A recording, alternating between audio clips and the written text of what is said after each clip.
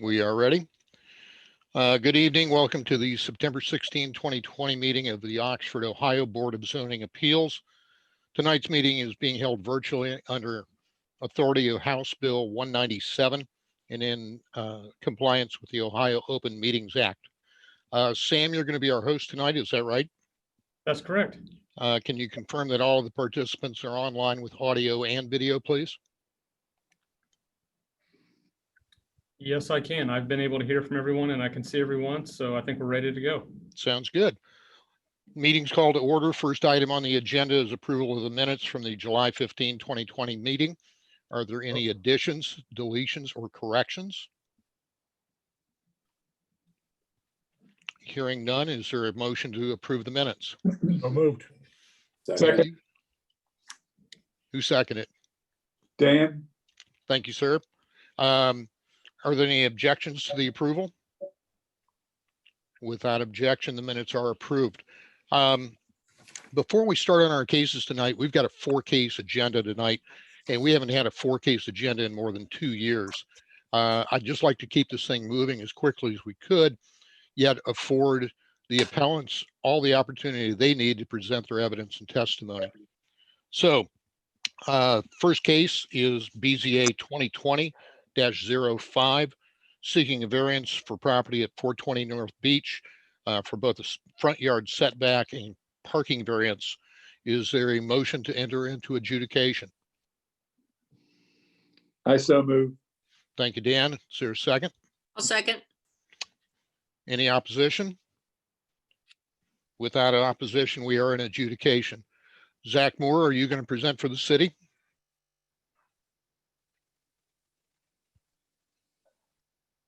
Zach, I think you're muted.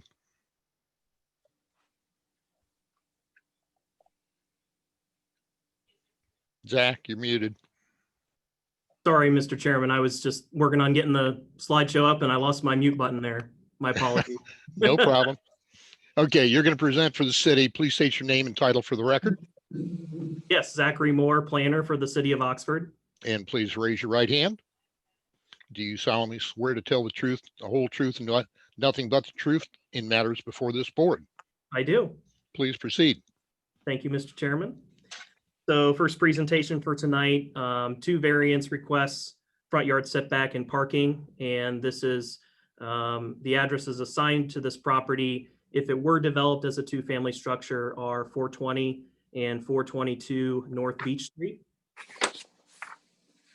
Some quick details. The applicant is Mr. Lindsay Myers. Property owner is essentially the same, Lindsay C. Myers Investments, LLC. The current zoning is R2MS, single and 2-family mile square residential district. And the first variance request, to summarize that, it's a variance to section 1143.05C for the front yard setback. And then the second request is more or less proposed as a choice between one variance or another. So it's either a variance to section 1149.04A3 for the parking setback of 3 feet, or to section 1149.04A1, which is a maximum number of parking spaces in the front yard. And as I get into the presentation, I'll show you exactly how the parking would be developed if one or the other of these variances was granted. Looking at the location of the property, this is on North Beach Street. This is the segment that is north of West Sycamore. So it's essentially a dead end. There's a T turnaround, well, really just a half a T turnaround there at the north side. The subject lot, this is a little under 8,500 square feet, so it meets the minimum lot area requirement for a 2-family. But in order to develop the 2-family, they are, of course, requesting variances to the setback and to the parking. And then here's a look at the zoning classifications in the area. So you can see the entire block is zoned 2-family, an R2MS district. There's an area of R1MS zoning to the west along Lincoln Street. There's a vacant parcel down here, the neighborhood business zone parcel. There's also an office industrial zone, kind of a medical corridor that lines Morning Sun Road off to the east. And here are some site photos just to get you acquainted.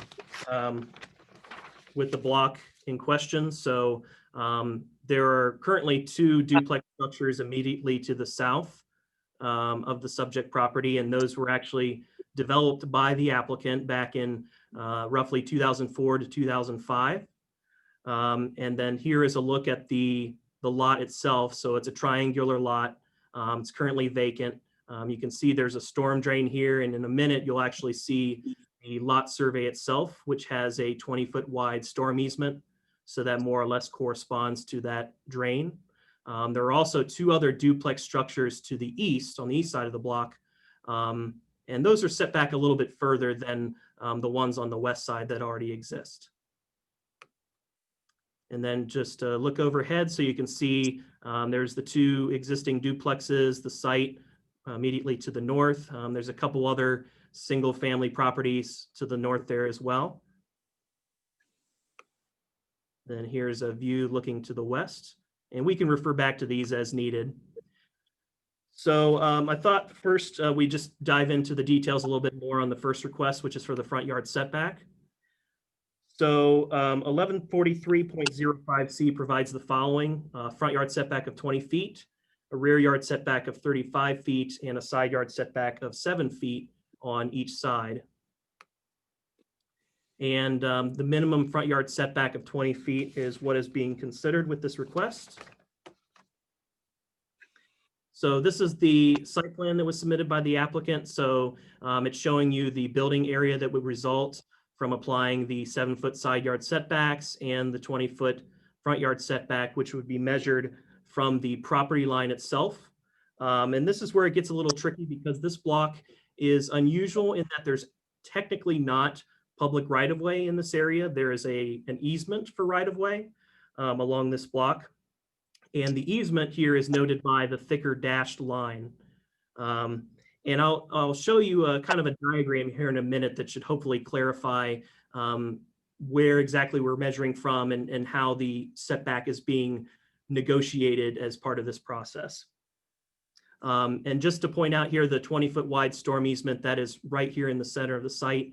So that's already essentially blocking out, a center portion where you cannot develop in that area. The city would actually holds that easement, and the engineering department has commented that they don't want to see any development in that area. So all the development has to be contained to either side of that easement. And this is just a submitted conceptual elevation. This is something staff requested. We typically like to see something along these lines whenever there's a BZA request. So even though these aren't, detailed architectural drawings that we're asking for up front, we just want an impression for, if this property were developed, generally, how would it look? So what is being proposed essentially is a duplex with the doors facing out onto the street as they should. That's per our zoning requirement for a front-facing entrance. And there wouldn't be any garages as a part of the structure. They're proposing a separate parking area off of North Beach Street. So the conceptual diagram, there's a lot of details to go into. And if you took a look over the packet, you might have also noticed there was a preliminary zoning review letter in there. So this is the result of ongoing discussions that staff has had with the applicant, even leading up to the BZA submission itself. So I'm just going to go through some of the key highlights here. And once I conclude the presentation, again, if there's any questions on these, I'm happy to answer them. So there was a code provision that was added. This was post 2005, so post the time when those 2 original duplexes to the south were built by the applicant, that clarified that where a property line is in the center of the street and is not the same as the right-of-way line, that you measure the setback from the actual right-of-way. And the way that staff interpreted that standard was, even though we don't technically have right-of-way in this location, we feel that the spirit and intent of this provision, that it should be measured from the easement line, not the property line, because the property line is running through the pavement. So if you were to apply a by right setback, strictly speaking, based on that interpretation, you would be measuring 20 feet from the easement line. And those easements, those were originally recorded in 1983. There's a copy of those actually in your packet. That was just because they were attached to that preliminary zoning review letter. And there's language specific in there that calls out the right of way. So for those reasons, we felt justified in that interpretation. And our interpretation wasn't challenged by the applicant. So basically what the applicant would like to do is build a new structure on the subject property, which is on this side, and build it at the existing setback of the structures to the south. So you see here 416 North Beach, that's directly to the south. So this represents essentially the requested distance. What we had applied, there's a provision in our code that allows for an average setback.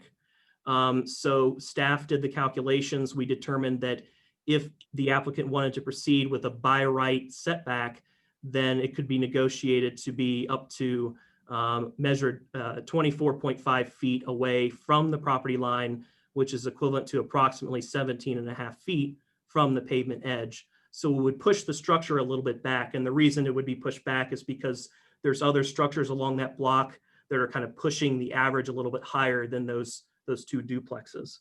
But nevertheless, the applicant, they want to follow the existing setback of those two duplexes. So that's the reason for the variance request in a nutshell. So they're basically reducing that by right average setback down 4.5 feet down to the 20 feet as would be measured from the property line. And if you were to go out there to the site, the impressionable setback that would result if you took a look at the environment, it would be approximately 13 feet from the edge of the pavement that exists. So that would be the approximate distance if a new structure was built per that setback. So hopefully this conceptual diagram helps clear those questions up. Okay, and then the second request is for parking. So the relevant zoning provisions in this case, it's out of section 1149-04A, and we're dealing with subsections 1 and 3. There's a total of 4 parking spaces that are required for a new 2-family. So those have to fall somewhere on the private property itself that's being developed. And the way that we've interpreted the no more than 1 parking space being located in a required front yard, if you have a duplex, you're allowed to have 1 per unit in the front yard. So if you think of a more conventional example where you got 2 garages for a duplex, 2 driveways, you can have 2 parking spots in the front yard. So that's the way that we've interpreted it. So the request would be more or less to increase the number from 2 to 4 in that scenario.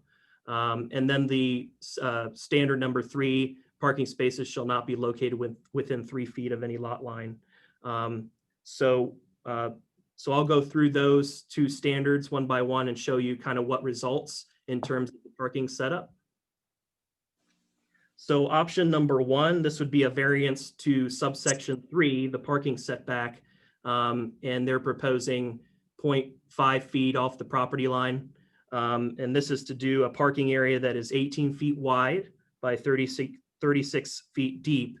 And this is exclusive of the easement area. So again, kind of falling straight on the private property itself.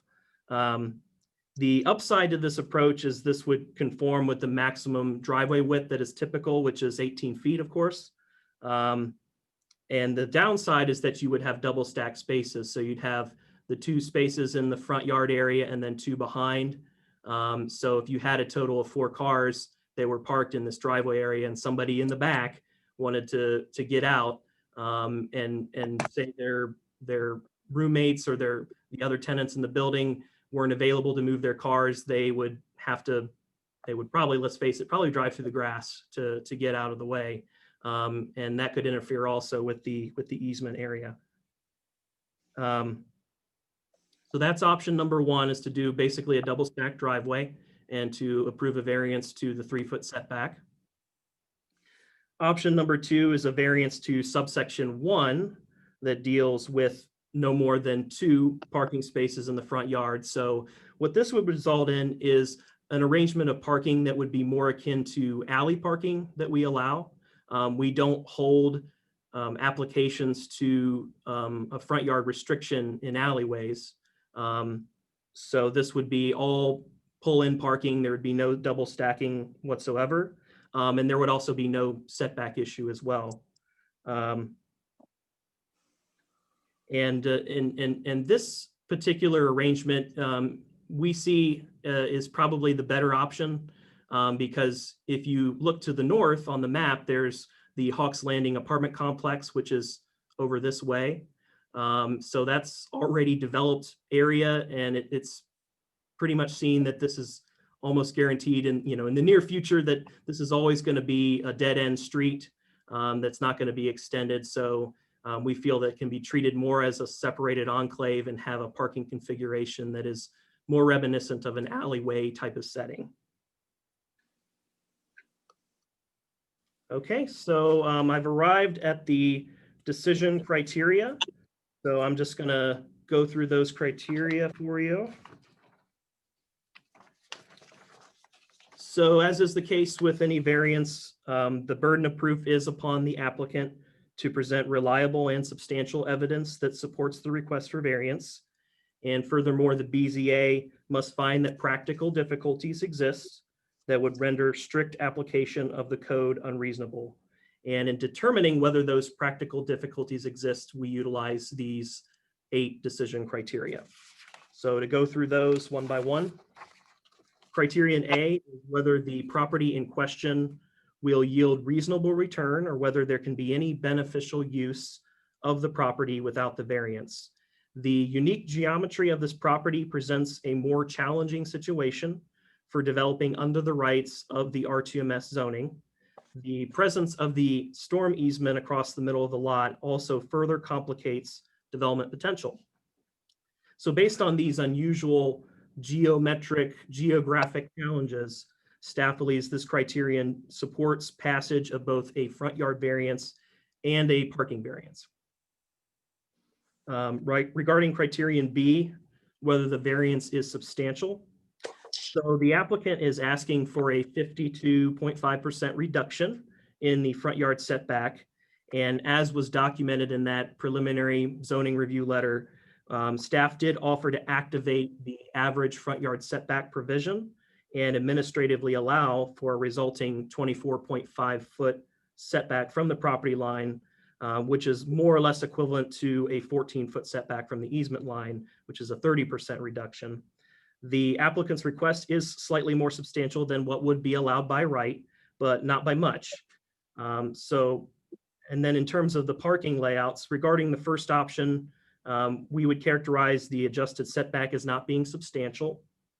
And the request for more than one space in the front yard, which could be on its face as being substantial, we actually see it as more of an ideal option for reasons that would actually relate to other criteria that are listed.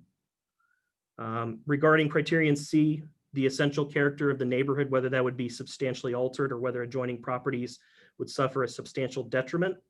So the proposed structure is proposed to adhere to the same setback as 2 existing structures to the south on the same block. And thus we feel that the project would serve as a continuation of that same character and not cause substantial detriment to adjoining properties. Regarding criterion D, whether it would adversely affect the delivery of governmental services, i.e. water, sewer, garbage, we did not receive, we did receive some comments from departments. We don't believe governmental services will be adversely impacted.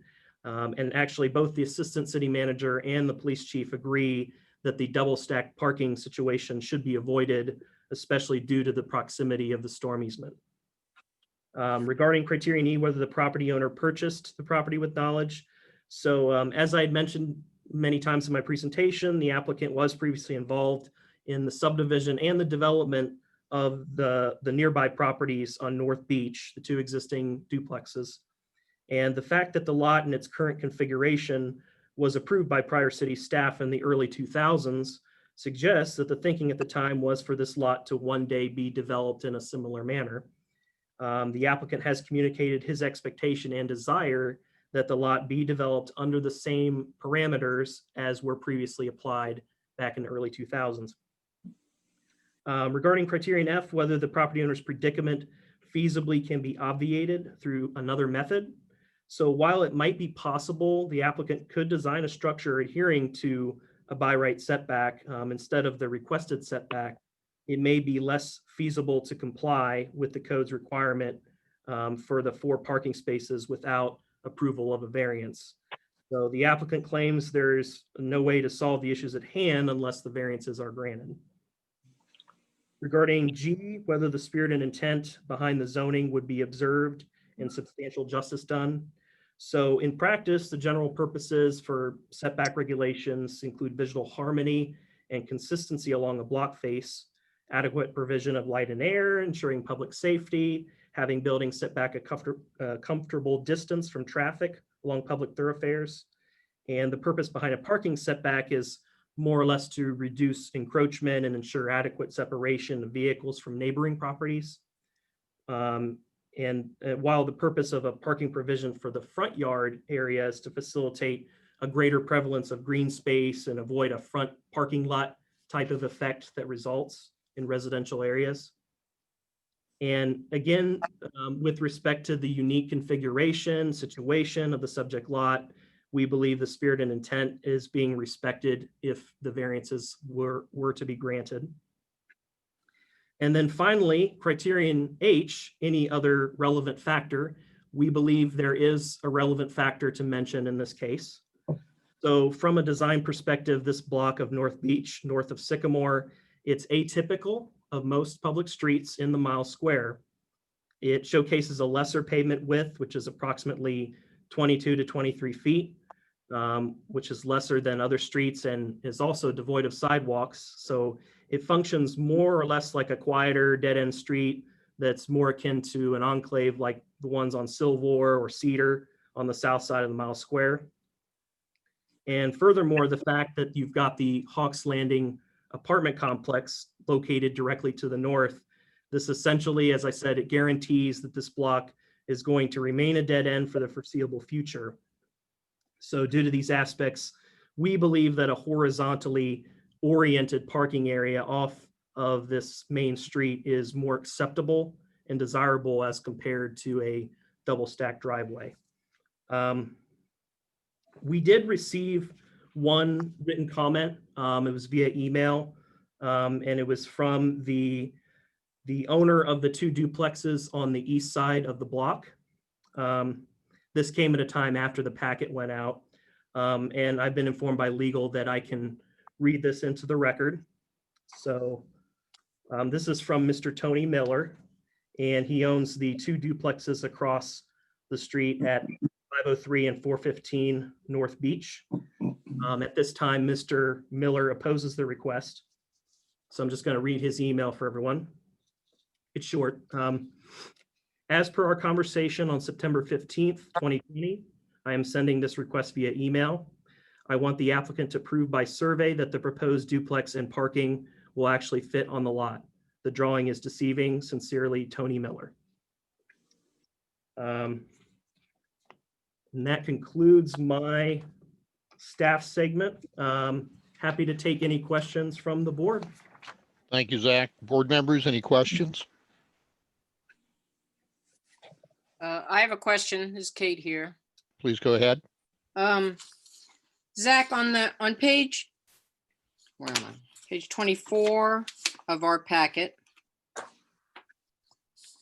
The diagram looks like the triangle will be closer to North Beach Street than the houses to the south of them, 416. Although I think you said they will have the same distance, yeah. Yeah, what's being proposed is a setback distance that's equivalent to those 2 existing structures. Okay.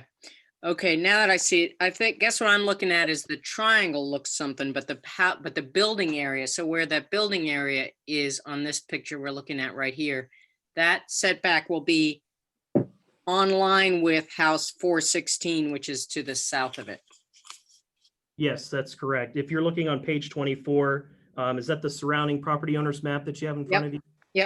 Yep, so that's actually, it's produced using our GIS data, and most of that comes from the auditor's office, and it's more of a representation rather than being a survey accurate instrument. But it does represent, at least at a conceptual level, the building footprints for 416 and 412 North Beach, and then the actual property boundary for what would be addressed as 420 and 422, what we're talking about here. Right. But to look to the actual boundaries that we're talking about, there was a more precise survey that was submitted as part of the application. So it's really best to look at this particular slide I have pulled up here that shows everything that's more precisely surveyed. I see. So the point is the setback of this proposed building will be exactly the same as the two.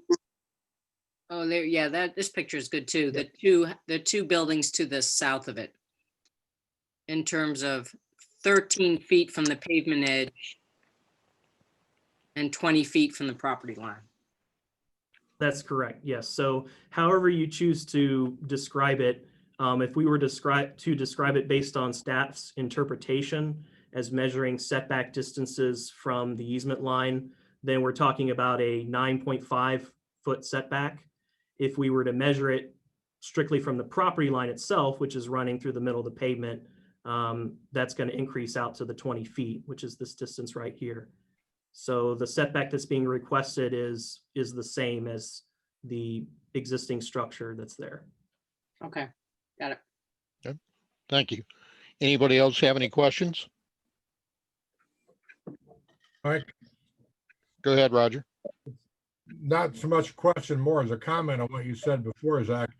You can't see any way that Beach Street would ever be opened up to be a full through street, whether going back to Brown Road or going over Morning Sun. As I drove back there, that was my number one concern. In my professional opinion, I don't see, I see a relatively low risk that this would ever get extended to another point to the north. Again, because, Hawks Landing is there. This property over here is fairly developed. I'm not sure of the slopes in this vicinity here, but again, I don't see much of a possibility there. And given the street character, given the existing widths of the pavement, and the lack of right of way, I just don't see that being a probable outcome. That's my only comment. Hold on just a moment. It seems that Dan's stepped out for a minute. If everybody'd mute. Huh? There he comes. Oh, we lost you, Dan. That's okay. I just had to get a paper. Sorry. Okay, no problem. All right, we can proceed. Roger, thanks for your question. Did that satisfy your concern? Yes. Thank you. Anybody else have any questions or comments for Zach? Yeah, I have one more. The question from the guy across the street. Zach, can you speak to that concern of his? I think the question is that he doesn't think the building will fit in that area. Is that right? Based on my conversation with Mr. Miller, I think I would say that you're correct based on what you've said there, how you've assessed it. His concern is that you wouldn't be able to fit a building within that building footprint. And really, that's not what we're here to talk about. What we're here to talk about is the setback issue and the parking issue. In terms of how a building is designed to fit within the buildable area, that's all negotiated as part of the building and zoning permit process. So, I appreciate him reaching out and commenting, and we want to make sure that we share any comments that we get with the board, of course. But my assessment of things is that we have enough information here to be able to make a determination. Thank you, Zach. Kate, does that answer your concern? Yep. Thank you. Thank you. Anybody else? Mr. Chair, I did have one comment about the question about the road extension. Yes, please. So Sam Perry. Since I'm here, I just wanted to say I did take a look at the long-range transportation plan that we have, and it does not show any road extension in the long-range plan. Thank you, Sam. Anything else? That's all I Zach? have. Thank you. Zach, thanks. Appreciate your time. Who's going to present for the appellant? Lindsay Myers. And Lindsay, you're the owner of the property. I am. Would you raise your right hand, please? I can't see you on the screen, so I'll trust that you got your hand up. Do you swear to tell the truth, the whole truth, and nothing but the truth in matters before this board? I do. Please proceed. Yeah. So I purchased this property. It was actually 3 non-conforming lots at the time I purchased it in 2004. I subdivided the property with the authority of the Planning Commission in November of 2004, and then subsequently developed the adjacent lots number 3575 and 3576. I believe this is lot 3577. At the time I developed those properties in 2005, the setback line was taken from the true property line, which caused what we see here as the setback for the 2 existing structures that are on the property. What this caused for the property, the problem that it caused for the other 2 duplexes that are currently there is extremely short driveways with these properties. And in looking at this lot, this is the last lot that I've had down there. I've owned it since, and the zoning code has changed slightly, and now the lot line or the setback line is being taken from the easement line, or what staff is determining is a setback line, which is causing, you know, a much smaller building envelope for me. And to build something reasonable there, I would ask that I be granted, you know, the same rights that I was afforded when I first developed this lot with the Planning Commission, and first created the lot with the Planning Commission in 2004. The one thing that I tried to do with this lot is relocate the parking so that we don't have the same problem that we had at the 2 other duplexes that I built on that street with, you know, a really short driveway. I think the driveway is only 8 or 9 feet long at those other 2 properties. And it just creates, you know, a parking mess down there. I did put garages on the other 2 duplexes down there, and it's a stacked situation. And it's just like staff was describing, you know, people are parking all over the place down there. So what I tried to do was, you know, let's just call it for what it is. This is a funky lot. This is a funky geometric lot. This is not normal. I have a triangle shaped lot with a 20-foot storm drain easement running through it. That the lot line is not, you know, behind the street. It's just funky. So what I tried to do is make lemonade out of lemons with this thing, and, you know, give the city a decent product, you know, having a new duplex down there. The 2 other duplexes that I built on the street were the last things that were developed on this street, and that was 2005. So what I'm asking for is just use my existing setback that I was given in 2005 for the most recent development on the street, and let's solve the parking problem by relocating it. And I tried to give the board, you know, a couple options. I agree with staff that I don't think the stacked parking situation is the best choice. I agree with a diagonal, you know, parking situation. I think that Oxford Police Department recommended that as well. And yeah, I'd like to give you guys a new building down in that area that hasn't seen any action since 2005, and try and give something that actually looks decent. So that's all I have. Thank you. Thank you. Board members, do you have any questions or comments for Mr. Myers? I have one question. Go ahead, Chris. It has to do with the parking. Will that be located beyond the catch basin? So it won't interfere with what's existing? Yes, sir. Yeah, that's the 20-foot. If you see on option 2 that Zach has pulled up, the catch basin is right in the middle of that easement.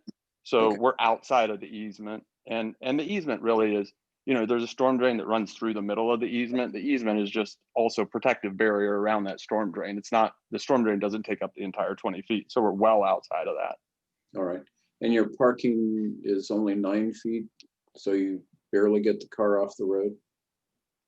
Yeah, I mean, I'd be happy if you wanted me to do 10 feet. I'd be happy to look at that, no problem, 11 feet, you know.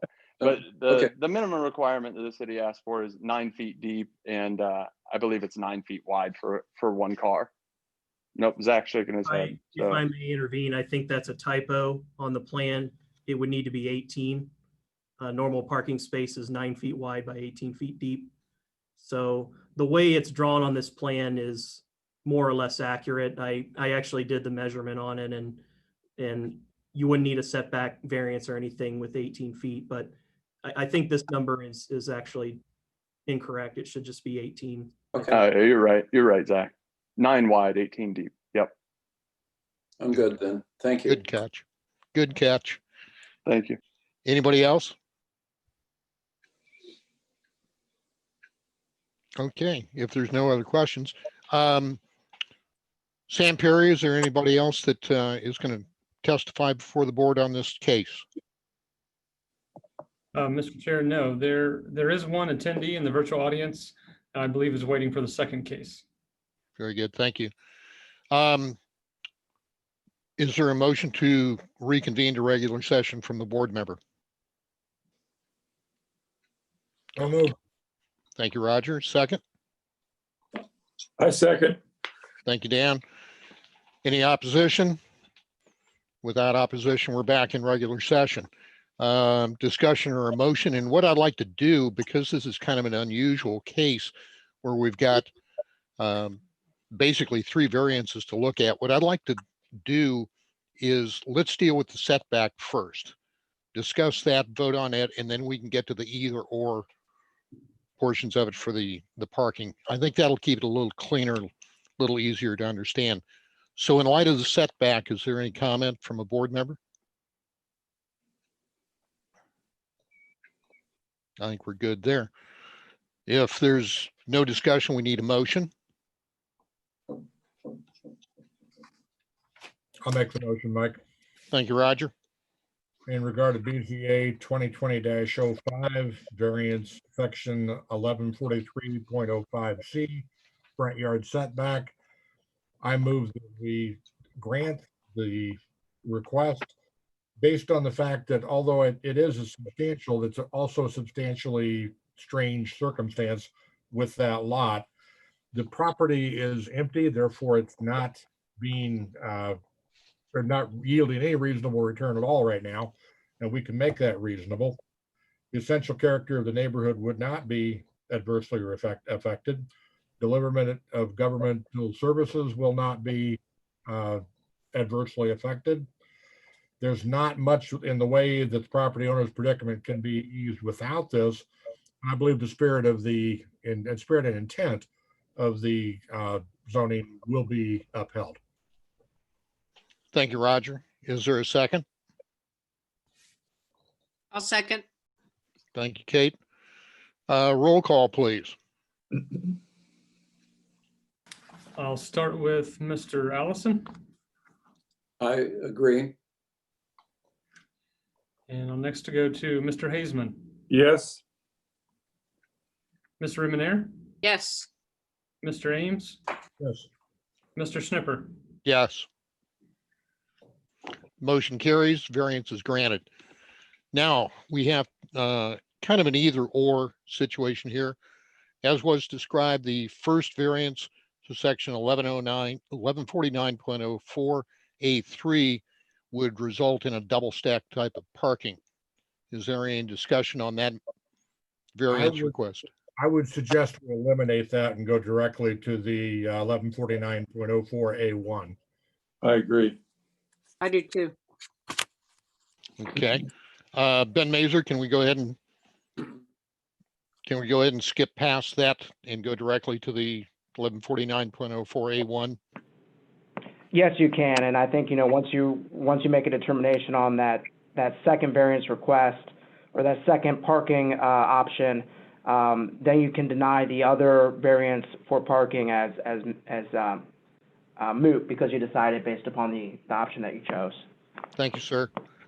Board member, discussion or motion? Since I made the first one, I'll make the second one for this. That's all right with you, Mr. Chair. Please do. In reference to BZA 2020-05, variance section 1149.04A1, parking.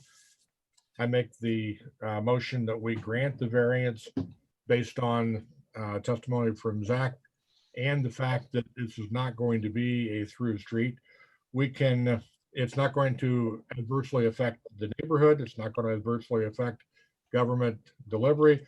I think it'll make the neighborhood actually a little bit better to have that parking off street in the front yard. And the spirit and intent will be upheld. Thank you, sir. Is there a second from a board member? I'll second. Would like to point out, Roger, if you would rephrase your motion, please, as we heard from Ben. In order to grant this one, we have to make your motion deny the variance to A3.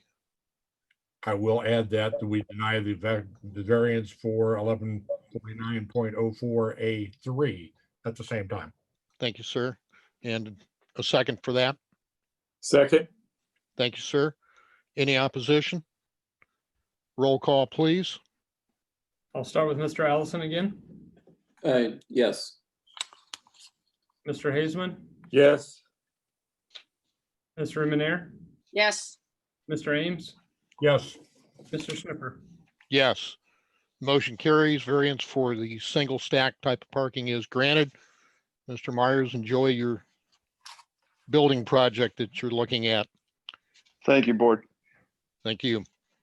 We're going to move to our next case, which is a variance sought for property address 822 South Beach Street with a variance to 1143.03C for front yard setback. Is there a motion to enter into adjudication? so moved. Thank you. Second. I second. Thank you, Dan. Any opposition? Without opposition, we are in adjudication. Zach, are you going to present for the city again? Yes, I will, Mr. Chairman. For the record, please state your name and title, Zachary Moore, planner for the city of Oxford. and please raise your right hand. Do you solemnly swear to tell the truth, the whole truth, and nothing but the truth in matters before this board? I do. Please proceed. Thank you very much. So the next item on the agenda, these are variances for the front and rear setbacks at 822 South Beach Street. This is case number BZA 2020-06. The quick details, the applicant is Scott Webb Architect. The property owners are Jesse and Elizabeth Baker. The current zoning is R1MS, single family residential mile square district. The current use of the site, there really is none, it's vacant land. And the proposal is to have variances to section 1143.03C for the front yard setback and the rear yard setback. So here's a look at the location map. The lot in question is a fairly small lot. There are a variety of single family dwellings within the vicinity. In the R1MS district, the normal lot area is 6,000 square feet, and the normal minimum lot width is 60 feet. This lot doesn't conform to those parameters. However, what our code provides in this type of situation, and this is for a non-conforming lot type of situation, it allows for at least a single family dwelling to be built so long as the lot has at least 3,000 square feet and a lot width of 33 feet, which this lot does conform to those numerical standards. And this is to ensure that there is economic use for a reasonably sized property. And the minimal residential use economically would be a single family. So that is the reason why a single family as a use is allowed for the site, even though it is deficient with the typical or normal lot area and lot width requirements for the R1MS district. But of course, we're not considering variances to those. Variances are not needed because of that provision. The code simply says that the project has to conform with all other respects to the district standards, and that includes, among other things, the setback standards. That's the reason for the variance request that we are looking at tonight.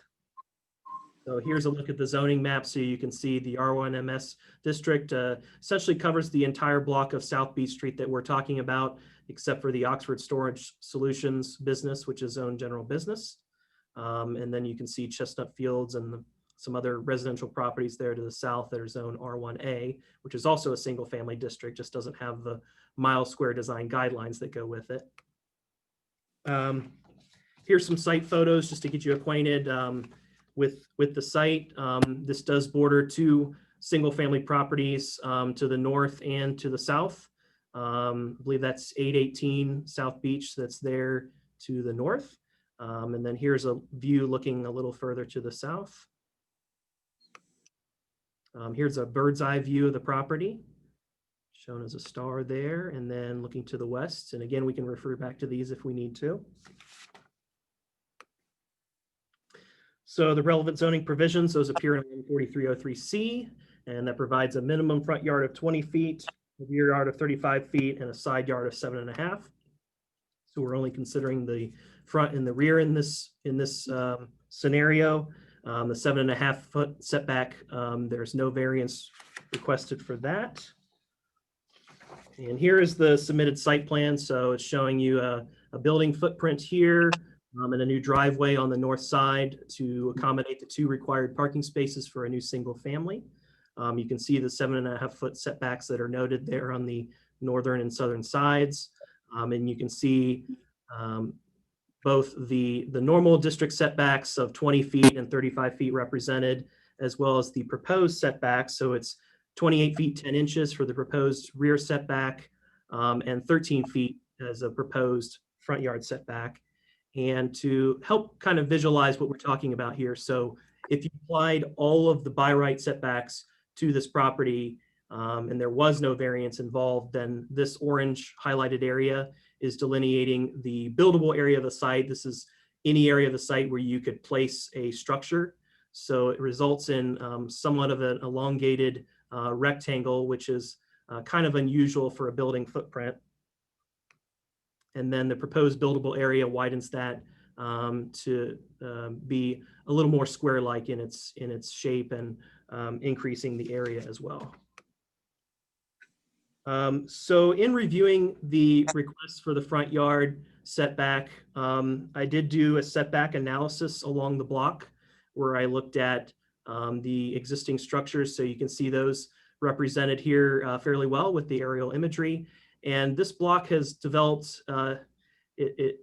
suffice it to say, it's in quite a haphazard fashion.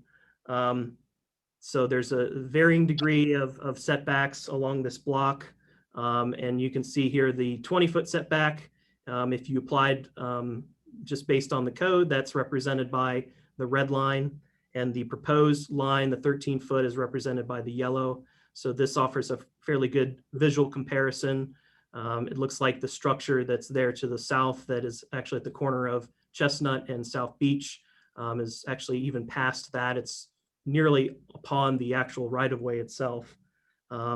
So this requested setback is more or less, as you can see, it kind of aligns well with the structure there to the north. So in staff's mind, that property serves as a good, sort of proxy for developing this subject property in a reasonable and sensible manner.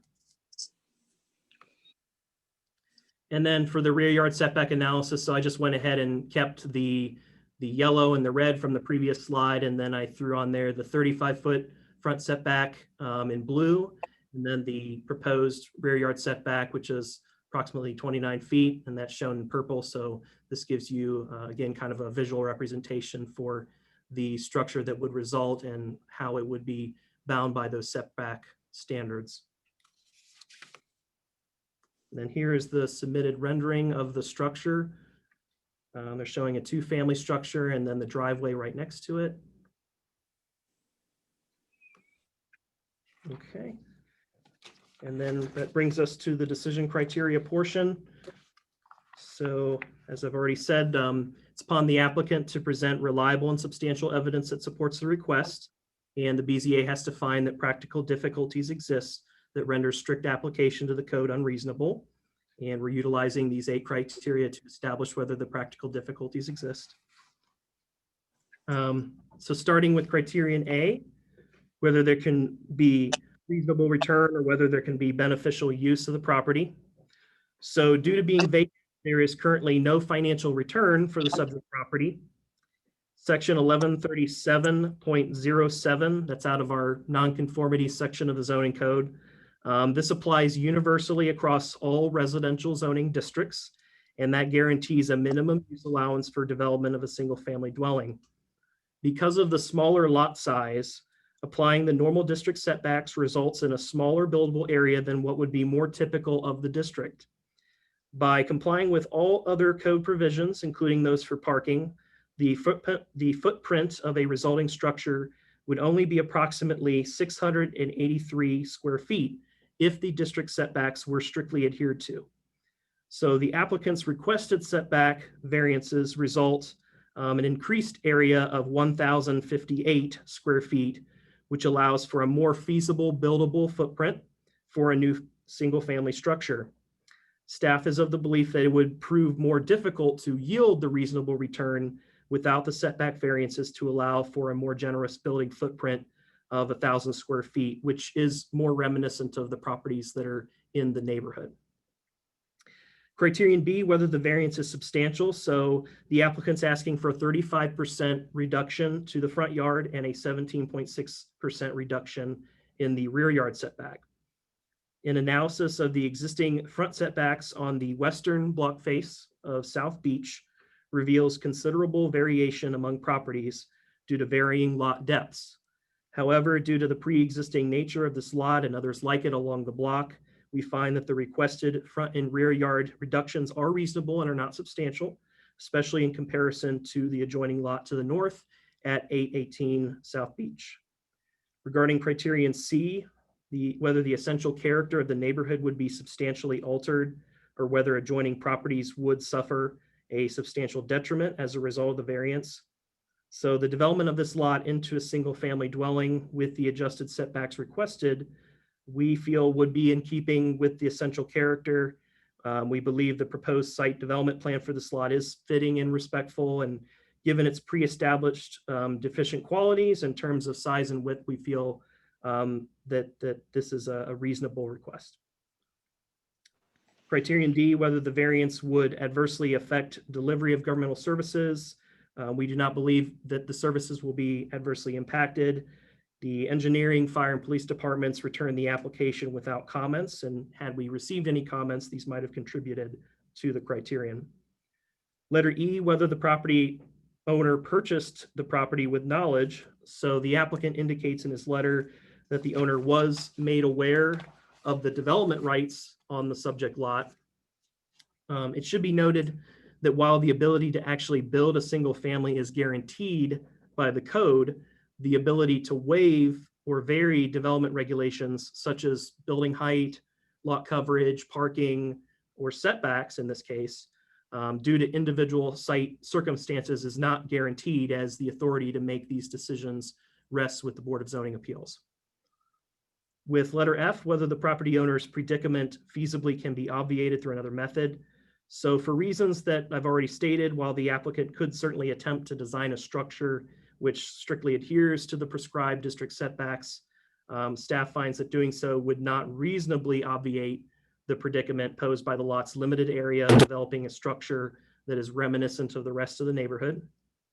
A structure that's roughly 700 square feet in size would be uncharacteristic of the adjoining neighbors, which both have house footprints topping over 1,000 square feet. So this brings it more in line with those existing footprints.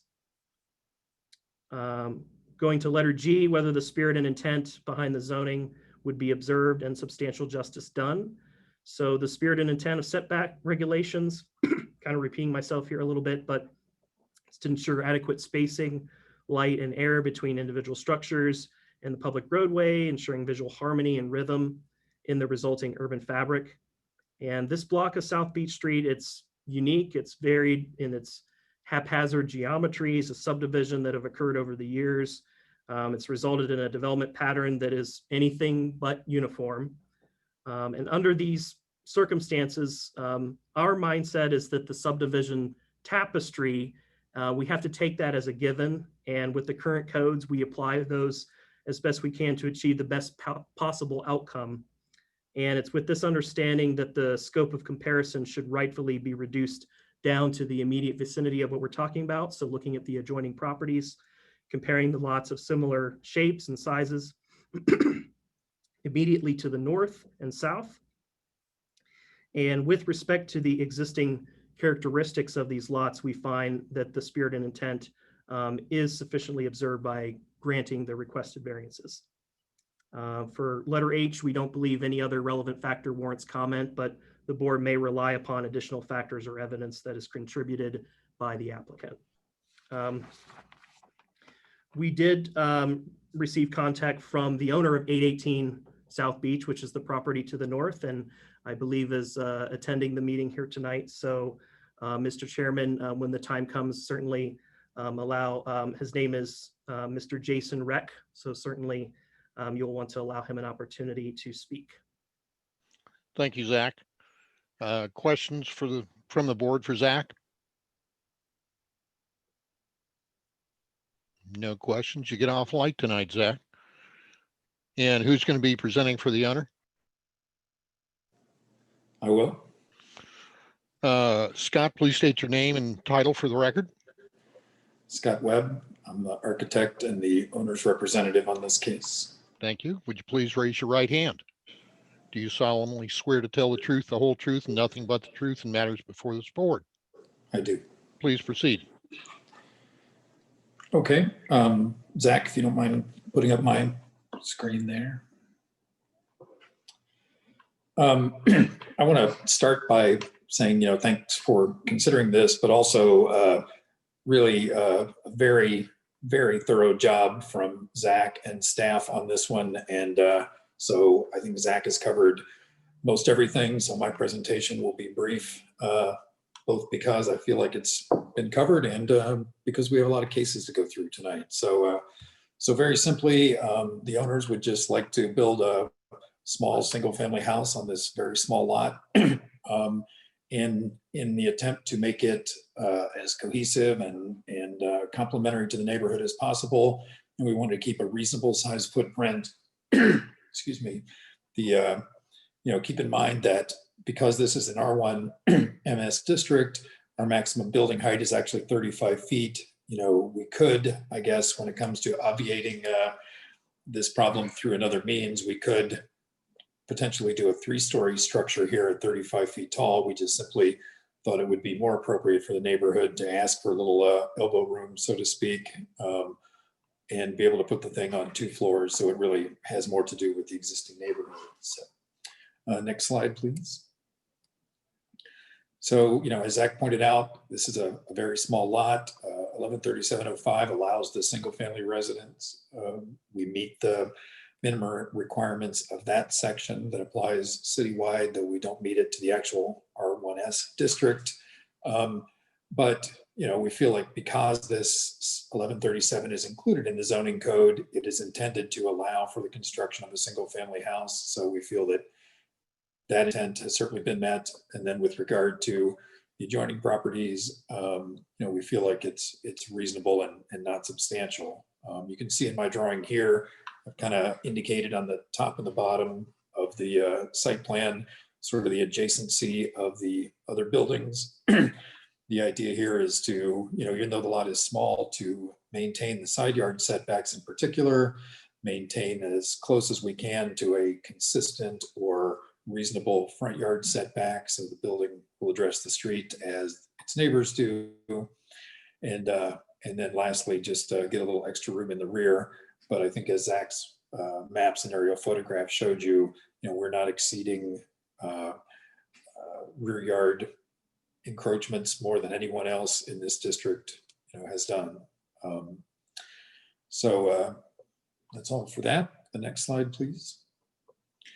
So just a couple things to point out. I appreciate Zach saying it's been sensitively designed. I mean, we've tried to design it in such a way that it can provide every other zoning requirement that this property is subject to, except obviously the ones we're asking for a variance for. So in other words, we are meeting the parking requirements, providing the off-street parking, offsets of the parking. We have, I think we mentioned in the last case, parking needs to be offset from buildings and property lines. We can meet those. That sort of has determined our building width.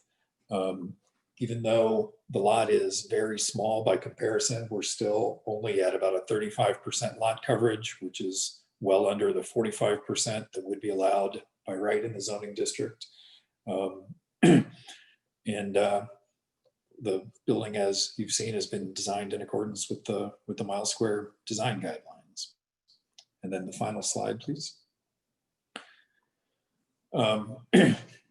I don't think I really need to go through these item by item. I think Zach did a very nice job. The two we feel are most significant is that, this certainly is in keeping with the essential character of the neighborhood, that the variances are not substantial given the size of the lot, and that, the alternative of staying within the setback limits and making it up in height instead of in depth, so to speak, we feel is less appropriate to the neighborhood, even though it might in fact be built by right. So we would appreciate, and I think the neighbors might as well, the variances being granted so that we can make a house that would be appropriate for the neighborhood. And I appreciate your consideration. Thank you, Scott. Any questions for Scott from the board? I have one question. Go ahead. Do we have any backyard? Like, I think, Scott, you mentioned it is not, the building will not intrude on the backyard any more than the other houses on South Beach Street. Are there any backyard setback requirements? Wait, I'm asking a question about backyard, but I can't remember. You're asking for a side and a front yard. No, I'm asking for front and rear. Oh, so you are asking for rear. Okay. I got it. Never mind. Thanks. Anybody else? Scott, thanks for your presentation. Sam Perry, I understand we have an adjacent property owner that'd like to speak. That's correct. We have someone who would like to speak. So if you'd like, I can unmute his microphone. Please do. Will do. Mr. Reck, let's see if your microphone's working. Can you hear me? We can hear you. Would you please state your name for the record? Yes, my name is Jason Reck. And what is your address, please? My address is 818 South Beach Street. And that places you immediately adjacent to the lot in question? Correct, to the north. Okay. We've got a photo here, so I can't see, but I'm going to trust that you're going to raise your right hand for me. And do you swear to tell the truth, the whole truth, and nothing but the truth and matter before this board? I do.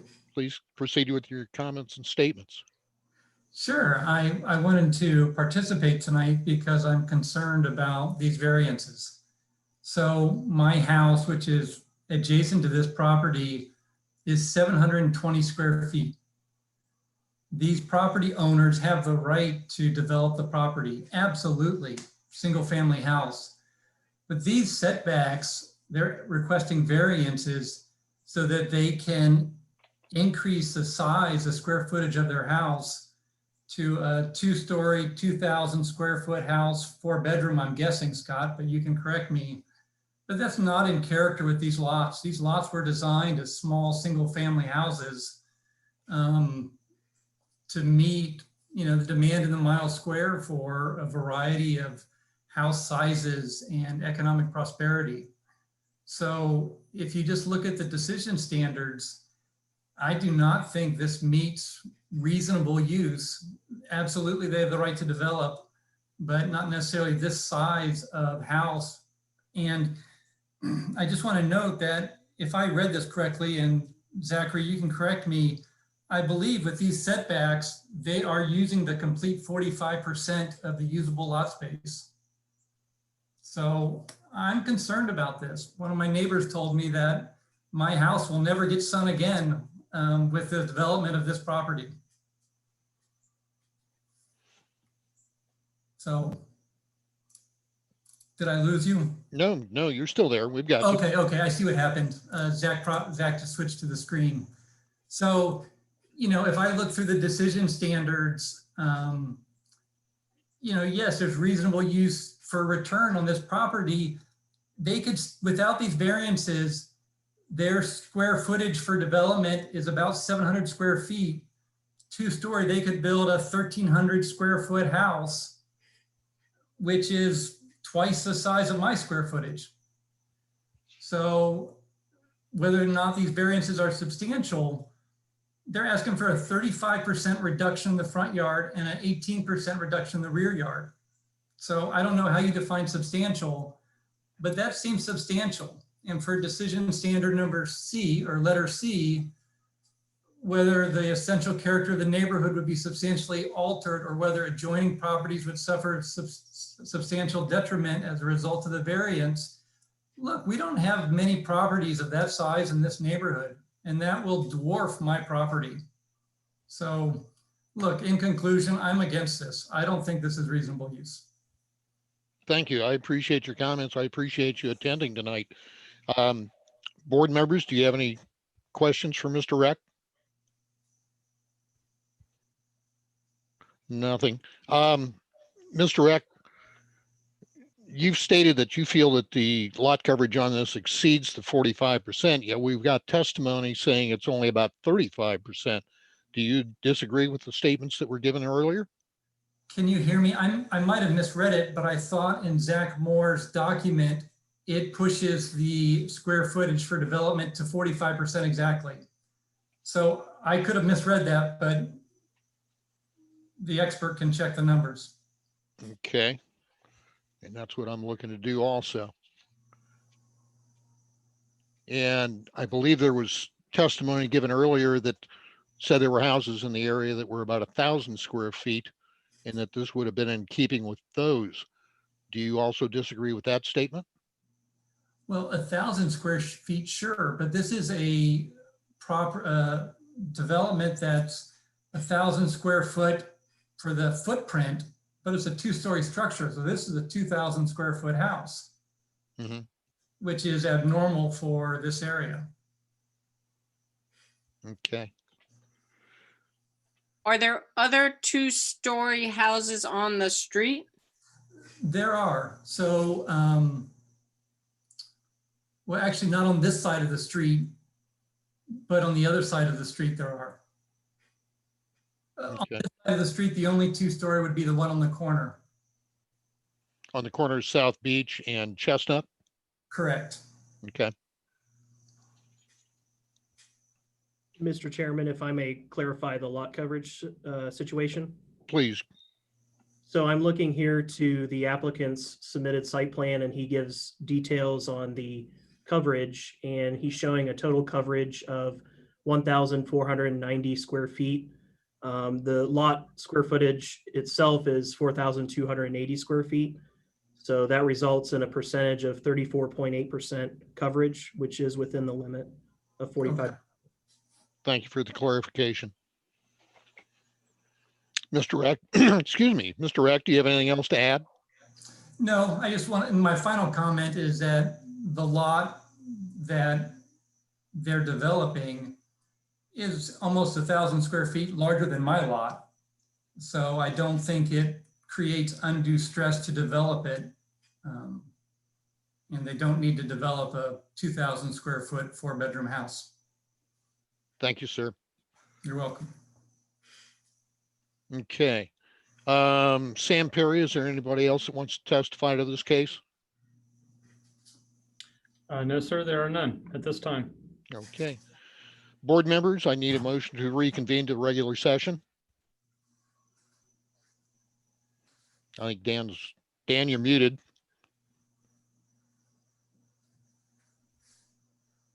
I so move. Thank you, Dan. Is there a second? I'll second. Any opposition? Without opposition, we're back in regular session. Discussion or a motion, please.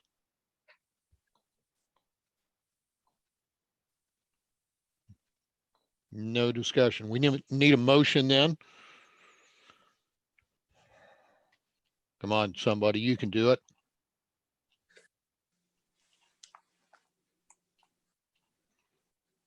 Mr. Chair, Go ahead, Sam. I might recommend that as a little bit of an icebreaker to get some discussions going, maybe just starting to look at the decision criteria that might motivate some discussion before getting to a motion. Totally up to you, just a suggestion. I like that idea. I would like to have more discussion, but I didn't know how to start. Well, looking at the decision standards, we've heard from both staff and the appellant. Let's go down through them as we've done in the past. On decision standard A, and I'm just going to give you my interpretation, that it's not going to yield a reasonable return as it is. It's vacant. There is no return on it. So the property will not yield a reasonable return. Anybody object to that? No. Okay. Well, the question I have is this the only way it could give a reasonable return? Would the smaller house, in keeping with the lower income that council is looking for, actually provide a reasonable return, even though it's lesser than he would get with a larger house? Well, that's a good point. And yes, they could build a smaller house. I think they realize that coming in. They could certainly build a much smaller footprint, still build it 2-story, and not have to have the variances. So the answer is yes, they could, but it would be a smaller house. So the answer to this is it could have a reasonable return without the variance. Right. But that's not More money than not having anything there. Yeah, that's what I'm looking at, is vacant lot or one with a structure on it. But yes, you're correct, Chris. They could have come in with plans that would have had a smaller footprint and not needed any variances. They've chosen not to do that. Okay. All right. We've heard from both staff and appellant on variance standard B that it's not substantial, and they've explored that as to percentages and lot coverage, the whole bit. And compared it to the other properties in the neighborhood. So I think, at least in my opinion, the variance is not substantial. Anybody object to that? Yeah, I do, only because substantial to me is really hard to figure out. So it's a 35% reduction in the front yard setback and 17.6% reduction in the rear yard. I don't know if that's substantial or not. I mean, it seems substantial to me, but compared to what? Like what? That's what their substantial standard is very confusing to me. According to the neighbor, it was quite substantial. According to somebody else, maybe it's not substantial. It is fairly subjective. Subjectiveness to me comes from the factor that the setback on the front yard, if you look at the parallels of the neighboring homes that were pre-existent before the code, it would be consistent. Therefore, that reduces the substantiability to me. Right. That's a good point, Roger. My question there is the backyard, I think that's where I'm getting to, the backyard. This does fit with the front yard setback of the other homes on the street. Does it fit with the backyard setback of the other homes on the street? Could you put that slide back up, Zach? To answer your question before he gets the slide up on the screen, yes, I think he has said that it is in line with what goes on in the other properties in the block there in terms of backyard setback. Yeah, I went back to that slide and looking at it, said the purple line that we're asking for seems to be reasonable compared to the other yards or the other properties, other buildings on the properties. Agreed. Right, and actually the property to the south is an even bigger building because it has no front yard setback or side, whatever side of the house that is. Yeah. Yeah. That answer your question? It addresses it. I'm not sure I'm convinced of it yet, but that's Well, helpful. Yeah. We just needed to address it. I'm not trying to convince you. I just want to see that, it addressed your concern. Yeah. Yep. Yep. Okay, great. Criterion C, essential character of the neighborhood would or would not be substantially altered by the variance. and the adjoining properties would or would not suffer a substantial detriment as a result of the variance. I'm inclined to say that it would not on both of those. However, I respect Mr. Reck's concerns on this, especially since he's immediately adjacent. So I'm still going to say it would not alter the neighborhood and would not offer substantial detriment, but I'm open to discussion here. Give me a little give and take. Okay, so before I heard from Mr. Reck, I was firmly in that camp. Then I started thinking about resale value and taxes. I don't know what the impact of a much larger house would have on those two things. Well, Scott, hold on.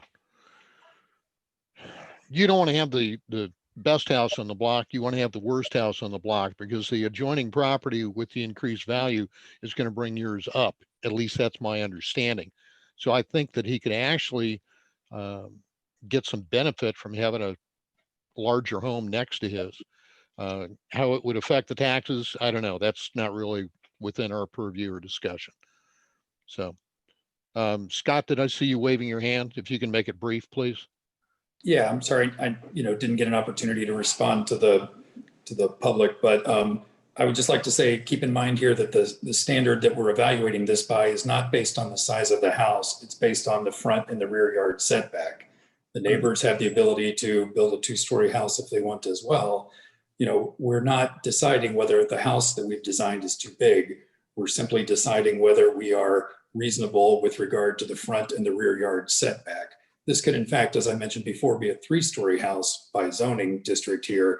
That's not the issue at hand. The issue is its placement on the lot toward the front and toward the rear, not the size of the house. Thank you, Scott. Board members, any other comments? Criterion D, the variance would or would not adversely affect the delivery of governmental services. That one's pretty cut and dry. They're going to be able to supply all the necessary services. Anybody object to that assessment? No. Okay. Criterion E, the property owner did or did not purchase the property with knowledge of the zoning restriction. That was established by testimony that he did know about the upzoning and the right to build on the property. So we have to say, at least from my reading, the property owner did purchase the property with the knowledge of the zoning. Anybody object to that? Okay. Criterion F, property owner's predicament can or cannot be feasibly obviated through some method other than a variance. We've talked about the size, but I have to agree with Scott. They want to build this property, and if they want to build this house on this lot, he's got to have the variance. There is no other opportunity or avenue to do that. Anybody object to that assessment? Well, I mean, if he wants to build a house of that size, he needs the variance, but Yes.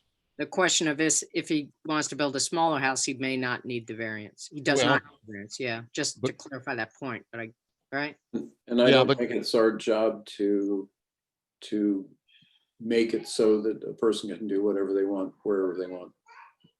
I don't disagree with your assessment. I'm just a nuance. Okay. And I look at feasibility and practicality at the same time. Feasibility, you can always build a smaller house. You wouldn't have to have our permission to do anything. The practicality of building a house of this size, to me, makes sense, but that's there again, that's me. Okay. Anybody else? Letter G, the spirit and intent behind the zoning code requirement would or would not be observed and substantial justice done by granting the variance. I'm saying that it would be observed. The spirit and intent is to infill, and it's to allow people to build on their property. So I'm going to say it would be observed. Any other board member have something on that? I think the idea is to make the neighborhoods look consistent throughout, and this this seems to fit that requirement. Thank you. Anybody else? Now, having gone through the criterion standards, H is the only one left. Is there anything else that we should put in the mix here?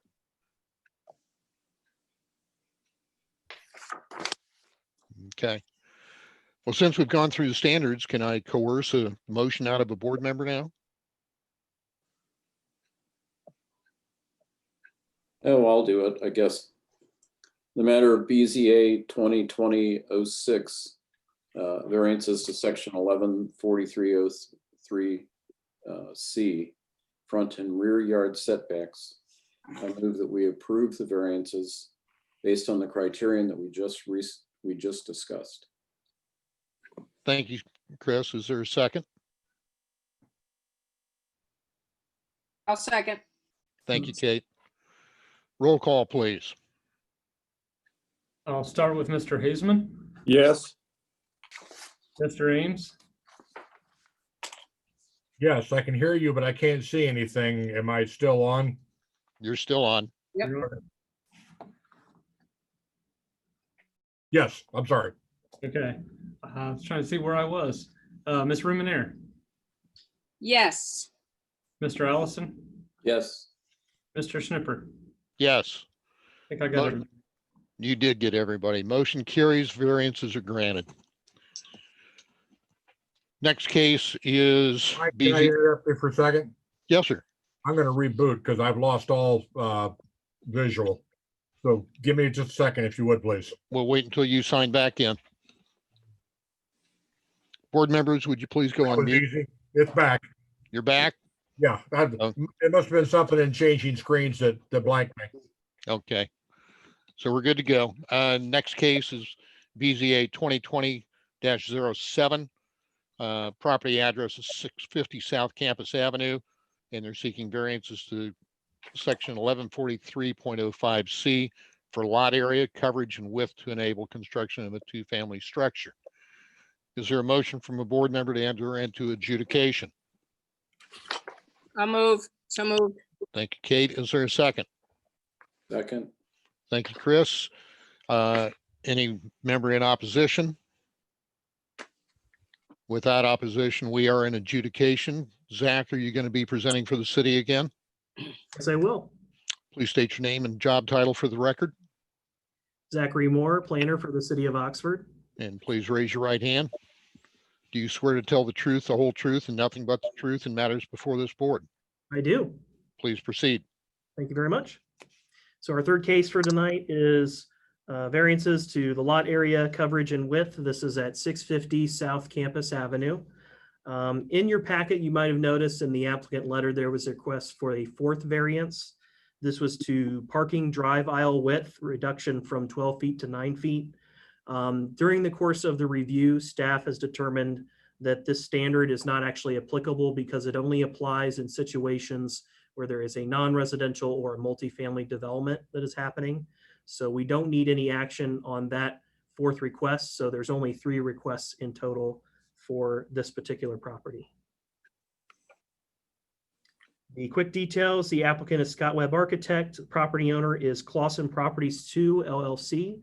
The current zoning district is R2MS, single and two family mile square residential district. The current use is a single family dwelling, and the proposal are variances to sections 1143.05 C. Essentially, all 3 of these standards are coming from the same table with the same section number. So again, this is for lot area, lot coverage, and lot width. And this is to enable construction of a two-family structure that would replace the existing single-family structure that is presently located on the site. So looking to our location map, you can see the location of the property noted here in black along South Campus Avenue. This is on the block that is between East Central and East Rose Avenue. You can see the Miami University campus there is off to the east on the east side of South Campus. That's the Campus Avenue garage, and this is the recreational sports center. The property to the south and then to the west, those are single family dwellings.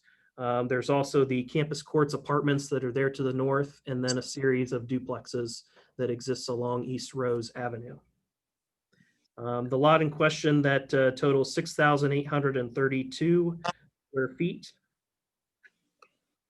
And here's a look at the zoning classification. So the area down here is all R2MS, the two-family residential district in the mile square, and then R3MS is to the north. The Miami University or MU district is more or less a zoning district that encompasses most of the campus, and there's a few other outlying areas that are in private hands that are also zoned that zoning district as well. So here are some site photos showing you the existing structure. This structure was for Shabad, which I believe is relocating or already has relocated to 111 East Spring. I believe the property ownership has changed hands as well. The applicant could probably speak more to that. But you can see that there's an existing carport and a driveway. That driveway leads out onto South Campus Avenue. That's on the south side of the property where all this is located. And then this is a view more or less looking down. There's a little pathway there along the north end of the lot that leads up to, presumably up to a door up there. Here's a bird's eye view looking to the north. Again, you can kind of see the notable landmarks and features that are surrounding the subject property, the duplexes that are there along East Rose, the Campus Courts Apartments, the Campus Avenue Garage, Recreational Sports Center, and then numerous single-family properties that are along East Central and then further down South Campus. And then here's another look looking to the west. So section 1143.05C provides the following for a two-family development. So the standards that we're looking to are the lot area. The minimum is 7,500 square feet for two-family and a minimum lot width of 75 feet. And with the subject property that we're considering, the total lot area is 6,832 square feet. So that falls short of the 7,500 minimum area. And the existing lot width is 61. So those in essence are the requested numerical reductions from those two standards, just to recognize the existing lot that's already there and enable construction of the two-family. And then 1143.05C also provides the following.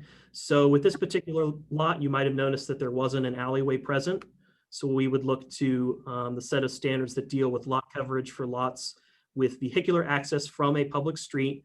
The proposal as far as how to redevelop this lot, there would still be a driveway actually more or less in the same location as the existing one that would provide for the 4 required parking spaces for a two-family. And that would be accessed off the public street on South Campus Avenue. And the maximum lot coverage for that type of situation is 45%. And the proposal is for 50.4%.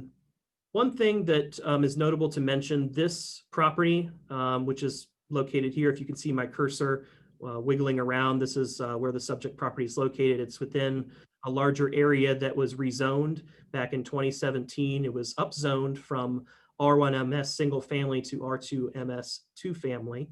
And this was for the purpose of densifying areas closer to campus. So rather than having the community continue to sprawl outward and have new student housing growing on the periphery that is more detached from the campus, the goal in mind with that legislative action was to selectively and carefully densify areas within the mile square that were closer in proximity to campus where students can reside and then walk to campus. So this is one of those 3 areas that were rezoned back in 2017. So in essence, this is a fairly recent policy change that is in effect enabling this property to be redeveloped in the first place from a single family property to a two-family property. You might have seen there were some appendices attached to your staff report. So for this particular property, staff did conduct an analysis of all of the single family properties that are found within this red area here. That is a total of 51 single families. And what we found through that analysis were that there were only 2 properties that either had greater or equal lot width to the subject property. and none of them could meet the lot width standard per the R2MS district. And then in terms of lot sizes, there were 7 other properties that had lot sizes greater than the subject property, and only 3 of those met the standard for 2-family. So you can see here, there's somewhat of a mismatch between the rezoning action that occurred in 2017 and the actual, again, tapestry is one of my favorite words when it comes to subdivision. The subdivision tapestry doesn't really match well with that rezoning action that was done back in 2017.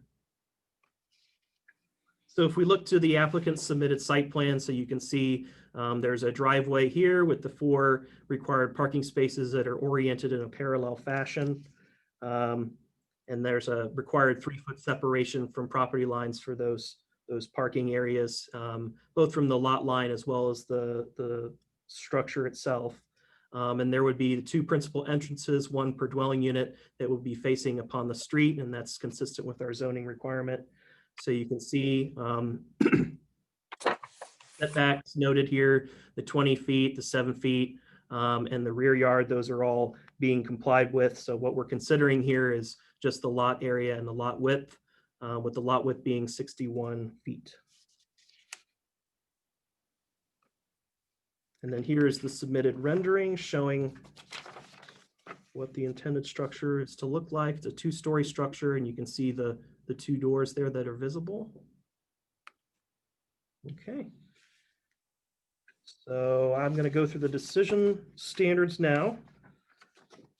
And as I've said twice already tonight, the burden of proof is upon the applicant to present reliable and substantial evidence that supports the request. And the BZA is to find whether there are practical difficulties that exist, which would render strict application of the code unreasonable by using the 8 criteria, A through H. For letter A, whether it will yield reasonable return or beneficial use. The property is currently developed as a single family, which is sufficient evidence to demonstrate that beneficial use exists. Letter B, whether the variance is substantial. So the asks is for a 9% reduction in the minimum lot area and a 19% reduction in lot width, and an increase of roughly over 5 percentage points in the maximum lot coverage, which would expand the overall coverage of the site by approximately 12%.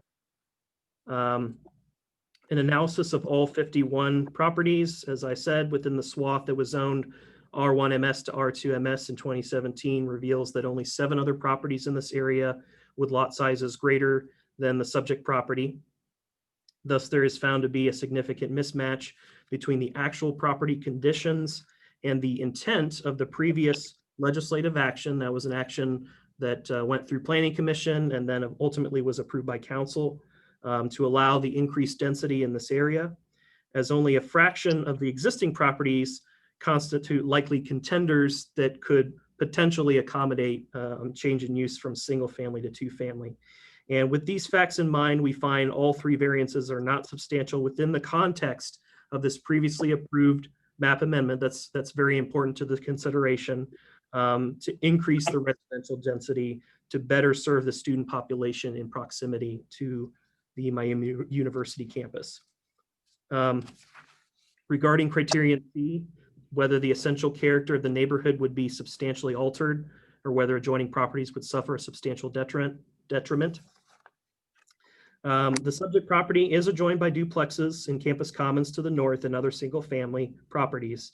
And in consideration of the existing context, we would find that this proposed conversion to 2-family is appropriate and is in keeping with the character of the surrounding area. It appears that this new proposal would also correct a current side setback encroachment issue with that carport, which is really close to that southern property line. And this would be an open air parking area. So that would help eliminate that issue. And then I would just further comment that, given that the properties that are adjoining to the north are already 2-family, I think this is a very appropriate property to try out the conversion from single family to 2-family, given that it's more or less a transitioning type of effect that would result between those 2 land use areas. Regarding criterion D, whether the variance would adversely affect the delivery of governmental services, water, sewer, and garbage as an example. We do not believe the services will be adversely impacted, and we did not receive any comments from engineering, fire, or the police departments on this matter. Letter E, whether the property owner purchased the property with knowledge. The applicant mentions the owner is aware of the previous upzoning action that occurred in 2017 and wishes to propose a new structure which fulfills the goals of that action. Letter F, whether the owner's predicament feasibly can be obviated through some method other than a variance.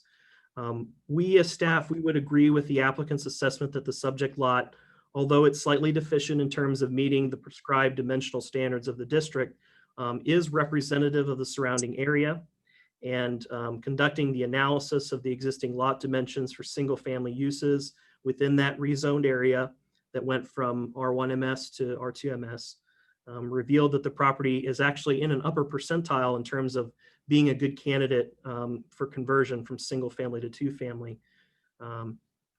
The applicant also comments the choice could be made to comply with the lot coverage maximum, but this would result in a 3-story building as opposed to 2 stories, which in our view would differ more substantially from the adjoining properties. Letter G, lastly, whether the spirit and intent behind the zoning requirement would be observed and substantial justice done. So the original spirit of larger area and larger width requirements, this appears to have been to, in effect, be a controlling measure against density as much as possible. And this seems to be in competition with a more recent legislative action, and that action being to upzone portions of the mile square to actually encourage this density to occur. So by observing and analyzing the dimensional characteristics of lots within the vicinity, we would conclude, given all the facts, that the spirit and intent of the zoning requirements in context with this recent zoning action would be upheld. However, it should be noted that this should not serve as justification that every property in this area that was rezoned from R1MS to R2MS, no matter its size or width of location, that all of these should be approved to support a 2-family conversion. You have to consider not just the use aspect, but the dimensional aspects as well. That concludes the criteria. So to comment on comments that staff has received. So we received written comments from 3 individuals. Those did come in time to make it into the BZA packet. So hopefully you've had a chance to review those. All 3 were opposed to the request. So there was a joint email from Alex Furr and Deb Quilligan, and they were noted as residing at the adjoining property to the south at 128 East Central. And then lastly, there was an email from Jane Armstrong, and she resides at 700 South Campus, which is right across East Central from Alex and Deb. So she's not adjoining, but she voiced her opposition as well. So that concludes my report. I'm happy to take any questions. Thank you, Zach. Board members, any questions for Zach? I have a question for Zach, just to sort of reword your point about the Appendix A and B and the upzoning change. Your point about Appendix A and B is that this property is one of the few properties in this region that is large enough to convert from 1 to 2 family, as was requested by the 2017 zoning change. Is that what? Yes, that's correct. So it ranks 49th out of 51 in terms of lot width, and it ranks 44th out of 51 in terms of lot area. So in our view, it seems to be a fairly good candidate for conversion from single family to 2 family, given that it's in those upper ranks, and also given its geographic location being right adjacent to existing 2 family uses. And the point of that upzoning was to increase density in this area, but there are these multiple really small houses there that cannot increase density. So this is a candidate for increasing density. I got it. Okay, that's a good point. I got it. Thanks. Thank you. Anybody else? Yeah, Zach, I'm assuming that if we get into a situation where the lot is too small, we'll we'll get feedback from the fire chief?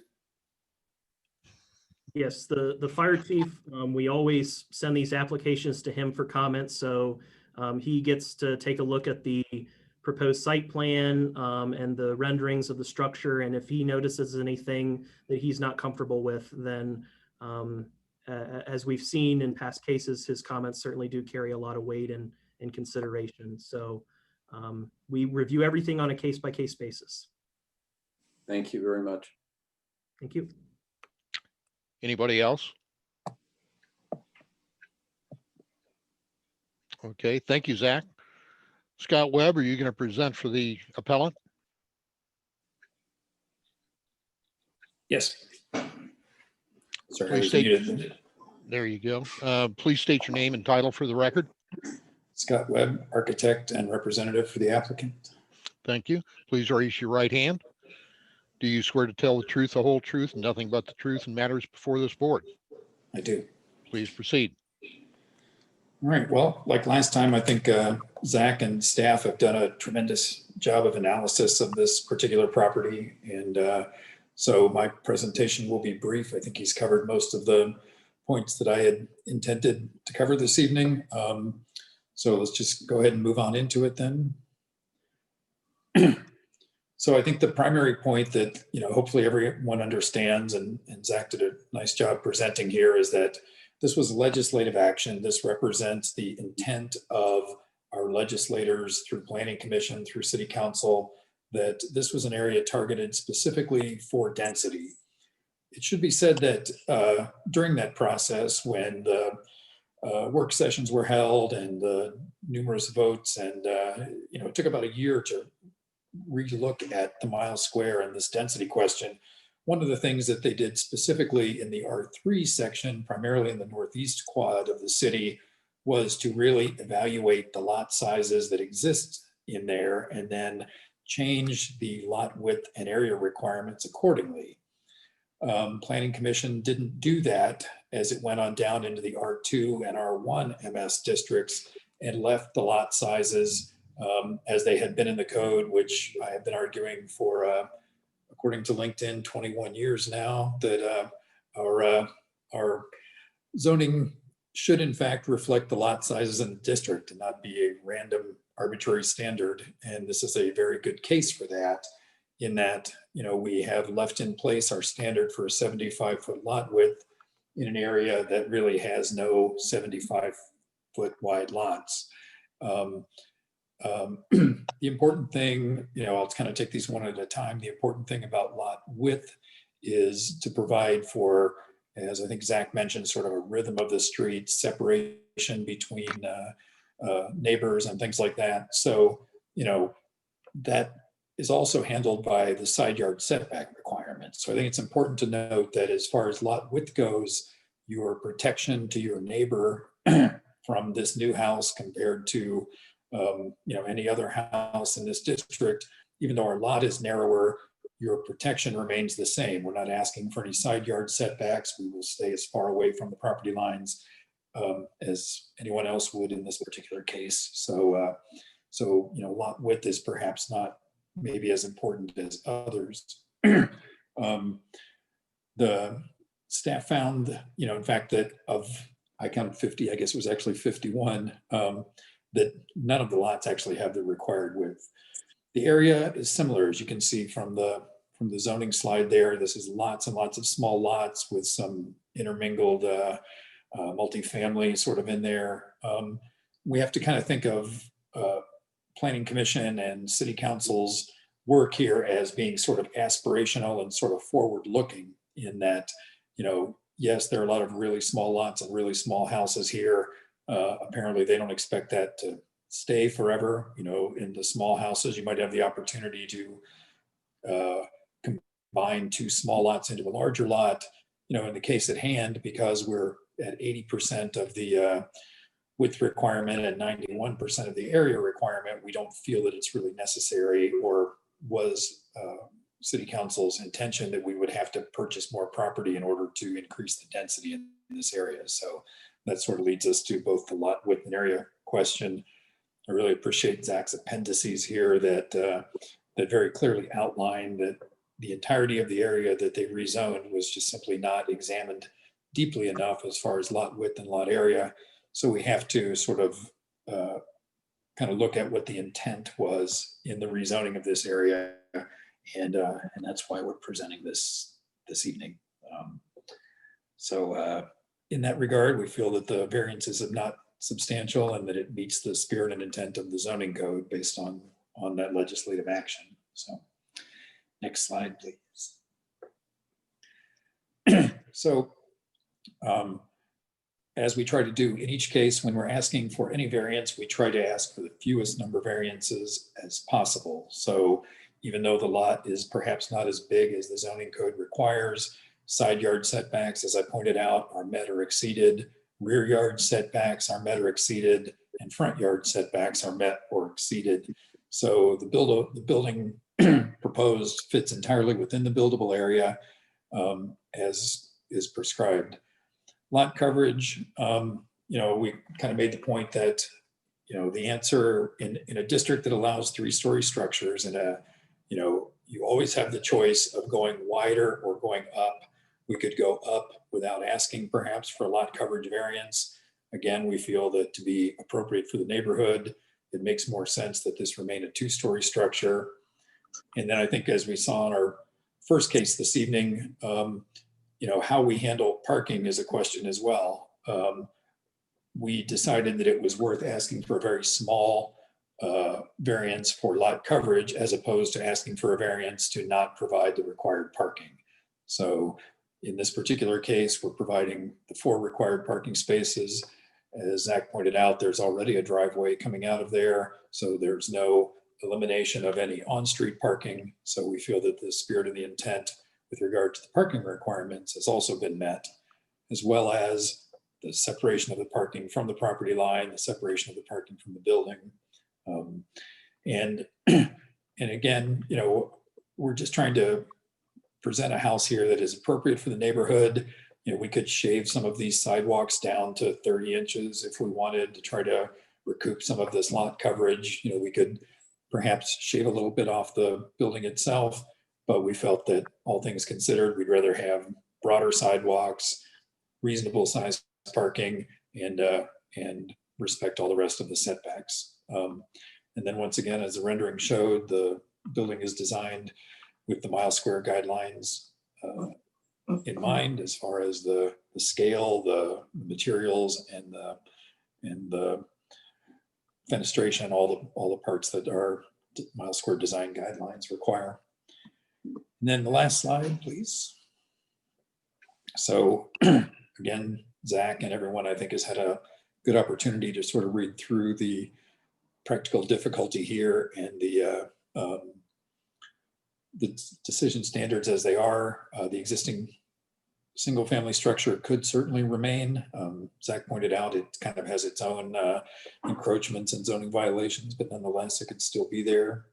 We don't feel the variance is substantial. As staff pointed out, we are as near as anyone in the entire district at meeting these standards, and kind of begs the question, if not this lot, then where in this R2 district could you possibly do an R2, do a 2-family? So we feel, as Zach does, that this is the best lot in the neighborhood for that opportunity. And I think it's important that staff pointed out that, keep in mind that every case is judged on its own merits. This doesn't mean that those really small lots you're under any obligation to turn those into R2 lots, but this one perhaps is the one that's most reasonable to do so.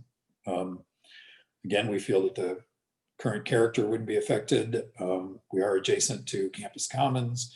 All duplexes, all quite tall and designed as a subdivision, and we are directly adjacent to that. Government services would not be affected. The reason that we are looking at a 2-family structure is primarily because the 2-family, the change in zoning, the legislative action that said we would like to see 2-family structures in this district, gave the client the opportunity to ask the question, well, can I put a 2-family on my property here? And as we've said this evening, this is the best chance to do so in this district. It's one of the largest of the lots that are here. And, again, in terms of infill and goals of the comprehensive plan and goals of our legislative bodies, we feel that this is an appropriate solution for this particular lot and would appreciate your consideration. Thank you. Thank you, Scott. Any questions from the board members for Scott? Not for Scott, but for the two neighbors who wrote, I would like to echo what Scott said, that this was a legislative decision that was made in 2017 after over a year of a lot of public sessions and public information. And the goal of this legislation was to increase the densification of this specific area. So it was a legislative decision that was made by elected representatives with a lot of public information in advance. And this, in my mind, follows the spirit of that legislation. Thank you, Kate. Kind of following up on that, they did submit written statements. They had the opportunity, just as Mr. Reck did in the other case, to testify virtually this evening, and they've apparently chosen not to do that. So, any other board members have any questions for Scott? Okay, Scott, thank you. Need a motion to reconvene to regular session. So moved. Thank you, Roger. Second. Second. Thank you, Dan. Any opposition? Without opposition, we're back in regular session. Discussion or a motion? Yes, Roger. For discussion purposes, this to me brings up the reality of the conundrum of governmental process and reality. The reality is the lots aren't big enough in comparison to the need and want to consolidate the density in this area based on what the city council has done. I think using that structure, it makes sense to follow the lines of what the zoning changes and zoning ordinance have put into effect. Makes it easier for me to make the decision. And I read quite thoroughly the letters that were submitted, and I understand their concern, but the city has a concern too. And I think that the city's concern should, with all the input that was available to put in, take precedent. Okay, thank you, Roger. You're kind of echoing what Kate said there. So, any other board members have any comments? I'm looking at decision standard B, whether the variance is or is not substantial. And the way I'm looking at it right now, the individual variances are not substantial, but the cumulative effect of them to me is. We're trying to stick a round peg in a square hole, and I've got a problem with what the city was trying to do and the reality of the lot size, and that's a real stumbling block for me.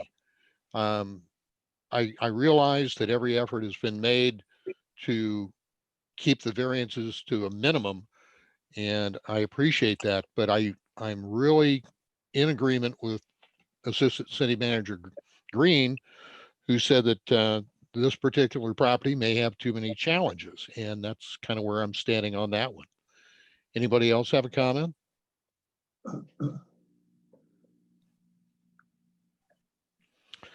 Well, let's go down through the standards and see if we can stir up a little discussion real quickly. Decision standard A, the property in question will or will not yield a reasonable return. Obviously, it can and does, because they've got a house there now. Any disagreement on that? No. Okay. Decision standard B, as I said, the individual variance to me is not substantial, but to me the cumulative effect is. So I'm gonna say B is that it is substantial. Anybody want to weigh in on that one? I I don't know, you're saying, can you say it again, Mike, what you meant? You said because the individual, We've got three challenges here to try and make this building able to be built on this lot.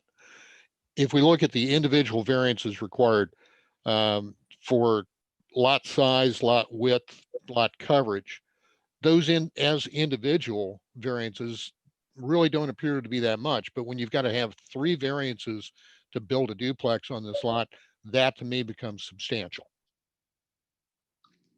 I agree. Thank you, Dan. I Anybody else? agree that it's substantial, but within the spirit of what the city was trying to do, I think that alleviates some of the substantiability. Thank you, Roger. I agree with Roger. Who was that, Chris? Chris. Thanks, Chris. I didn't see you on the screen. There you are. Snuck up on me. Decision standard C. The essential character of the neighborhood would or would not be substantially altered by the variance, and adjoining properties would or would not suffer a substantial detriment as a result of the variance.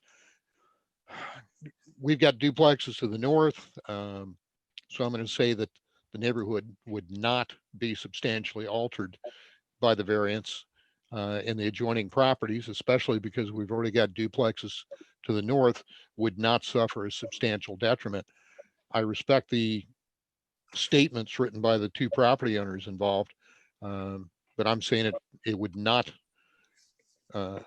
affect the neighborhood or the properties. Anybody care to weigh in on that?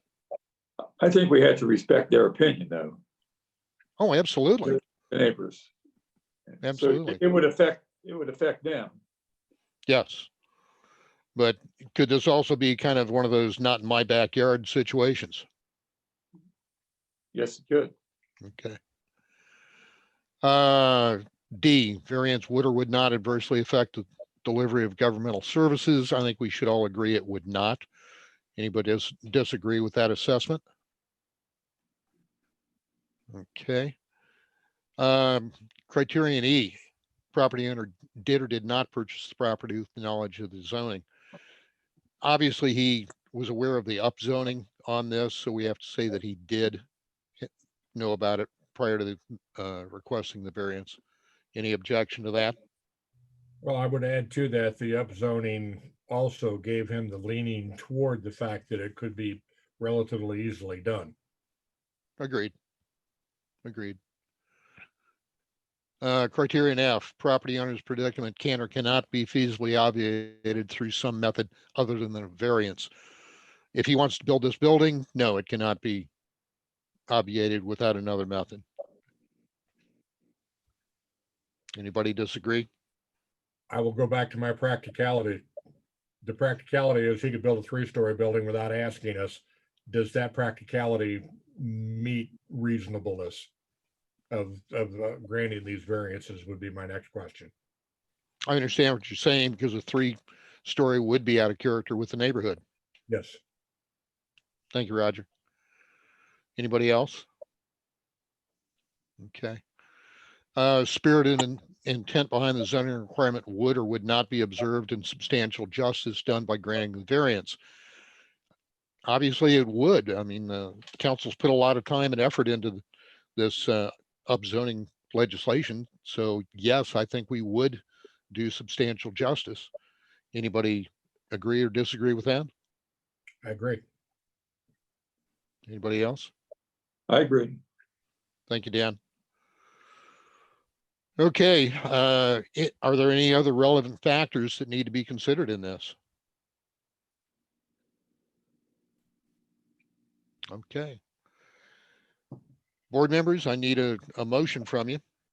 May I, Mike? Please do. In reference to BZA 2007, variances to section 114305C for lot area, lot coverage, and lot width, I move that we grant all three variances based on the fact that even though in total they are substantial, I think they're within the spirit of what the city is trying to do.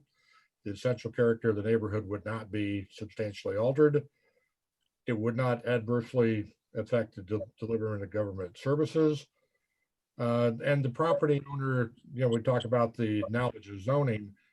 Since the city has already stated by their zoning code change that they would not object to and would actually like to see this, I think that knowledge goes to his favor.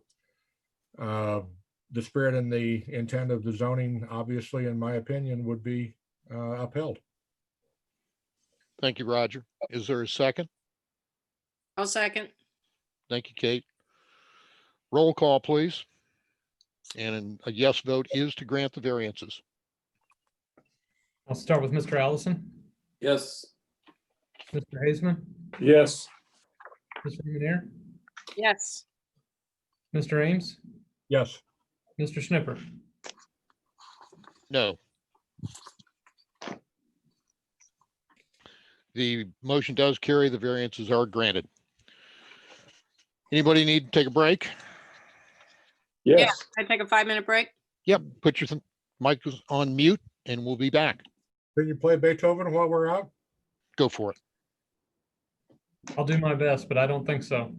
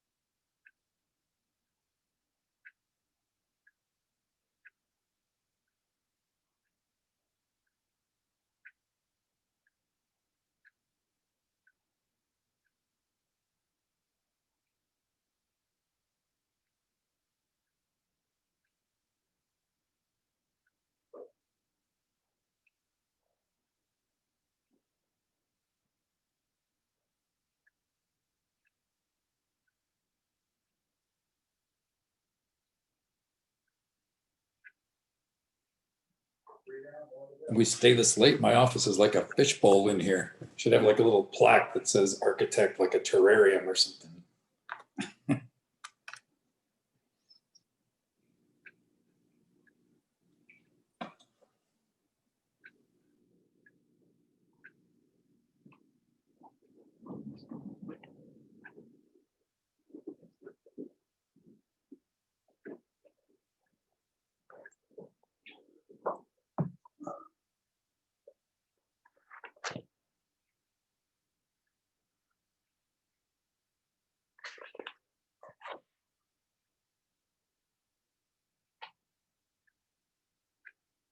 Okay, back for round 4, huh?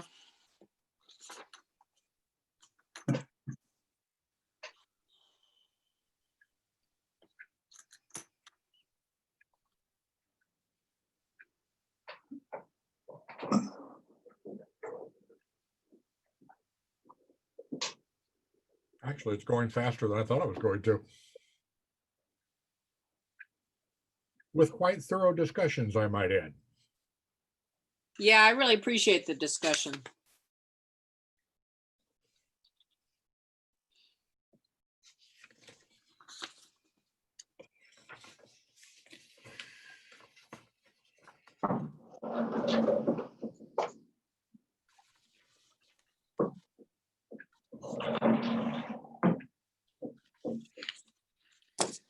So are we being recorded or anything?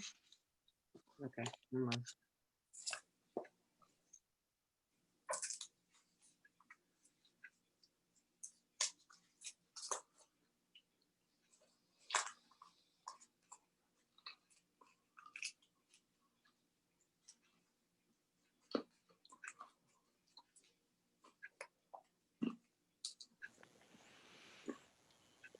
Okay, I see everybody's back on screen. I'd like to call the meeting back into order. We have one final case to hear. It is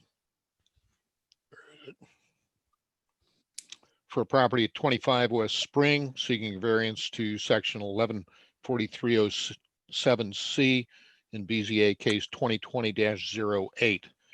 Is there a motion from staff to enter into adjudication? Or staff, sorry, board. Yes, I move that. Thank you, Kate. Is there a second? Seconded. Objection? Without objection, we're in adjudication. Zach, are you going to present for the city again? Yes, I will. Please state your name and job title for the record, Zachary Moore, planner for the city of Oxford. and please raise your right hand. Do you solemnly swear to tell the truth, the whole truth, and nothing but the truth in matters before this board? I do. Please proceed. Thank you very much. Final request of the night. This is a single variance for lot width at 25 West Spring Street. The details, the applicant is Scott Webb Architect. Property owner is Helzer and Helzer Rentals, Inc. The current zoning for the site is R3MS, single, 2, and 3 family mile square residential district. And the current use of the property, I've noted it in the report as a single family dwelling. That's really because there's only one unit.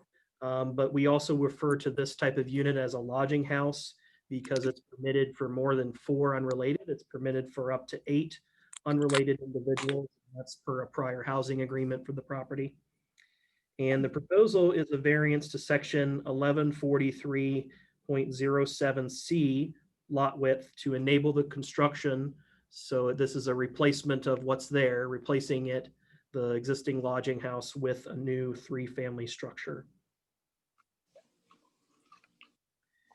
And here's a look at the location with the aerial imagery.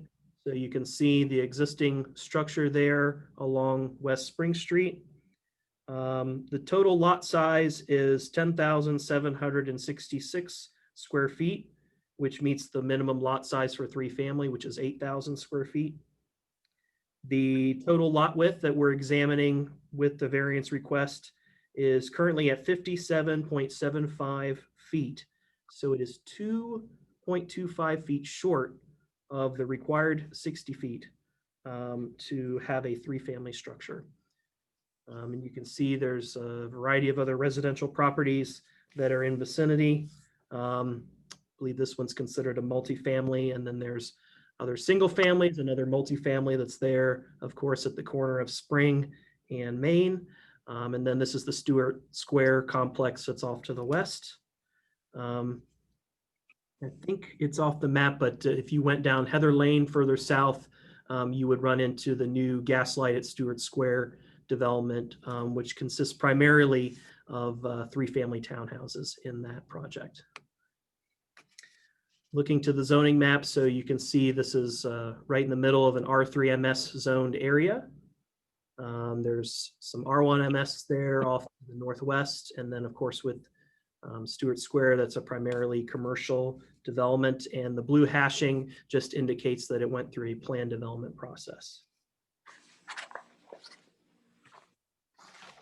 So here's some site photos to get you acquainted with the property. As you can see, it's a fairly interesting structure that already exists there. According to the auditor, I believe it was built in 1919.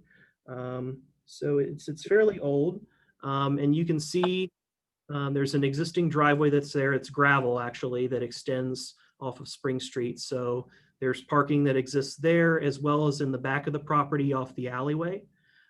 This little concrete pad here is more or less a remnant of an accessory structure that used to exist probably in this location right here. There was a garage that got torn down, and you probably noticed some additional details about that in the staff report. I won't go into that in depth unless there's any questions about that. But as you can see, there's an existing gravel area. There's a little walkway that leads back to the back of the property. And the proposal is to remove all gravel areas on the site. So that would eliminate an existing nonconformity and replace it with paved parking, which is exactly what we want to see that's consistent with the current zoning requirements. So here's a bird's eye view looking to the south. You can see the properties there that line along West Spring Street, and then the subject property there highlighted in yellow. And then here's a bird's eye view looking to the east. So you can see Heather Lane, which gives the impression of an alley, but apparently it's been named. And then this is the cross alley here where you would actually access the parking in the rear. So it's a narrower lot and it's a deeper lot, and the structures in these lots are oriented closer up to Spring Street than they are toward the back of the property. Okay, so the relevant zoning provisions, the lot areas and the lot widths vary by use between single family to 3 families. So we are considering only those standards under 3 family, and the lot area is sufficient. So we're only considering the 60 feet. And as I already said, it doesn't meet it by 2.25 feet. This property is also in an area that was upzoned in 2017. It was part of the exact same map amendment legislative action by council. In this area, this had been already zoned R2MS, and this was increased to R3MS. So it went from a 2-family district to a 3-family. So what they're looking to do is basically replace what is already recognized as a non-conforming use because it's a lodging house. It's recognized as a legal use, but what they want to do is replace it with another legal use that would be consistent with the zoning allowances for the district. Okay, and then looking to the site plan, just a few aspects to point out. So you can see there's angled parking off of an aisleway that would extend off of the paved alley. And that's 8 spots in total, and that meets our minimum parking space number requirement for a 3-family structure. You can see it notes that the driveway is to be removed. So this gravel area would be taken out and excavated and then replaced with either seed or sod. They're showing 2 stacked flats in the front of the structure. So entrances here, and then there's a 2-story dwelling unit in the back with an entrance. And then they have designed this in a way to make all 3 entrances visible from the street, which is consistent with our zoning requirement for having principal entrances upon the street. That's everything I wanted to mention. I guess one other thing I'll mention, so there's the new sidewalk that you can see that extends down to the recessed entrance back here, and then that new sidewalk will also connect over to the new parking area. And the applicant has designed this in a way that it doesn't actually exceed the maximum lot coverage requirement, but it's pretty close to fulfilling their allowance. So not going over, but pretty much bringing it right up to the brim of the maximum requirement. Okay, and then here's the submitted rendering showing what the structure is intended to look like from the outside. Okay, and then for the decision criteria, burden of proof is upon the applicant to present reliable and substantial evidence that supports the request for variance.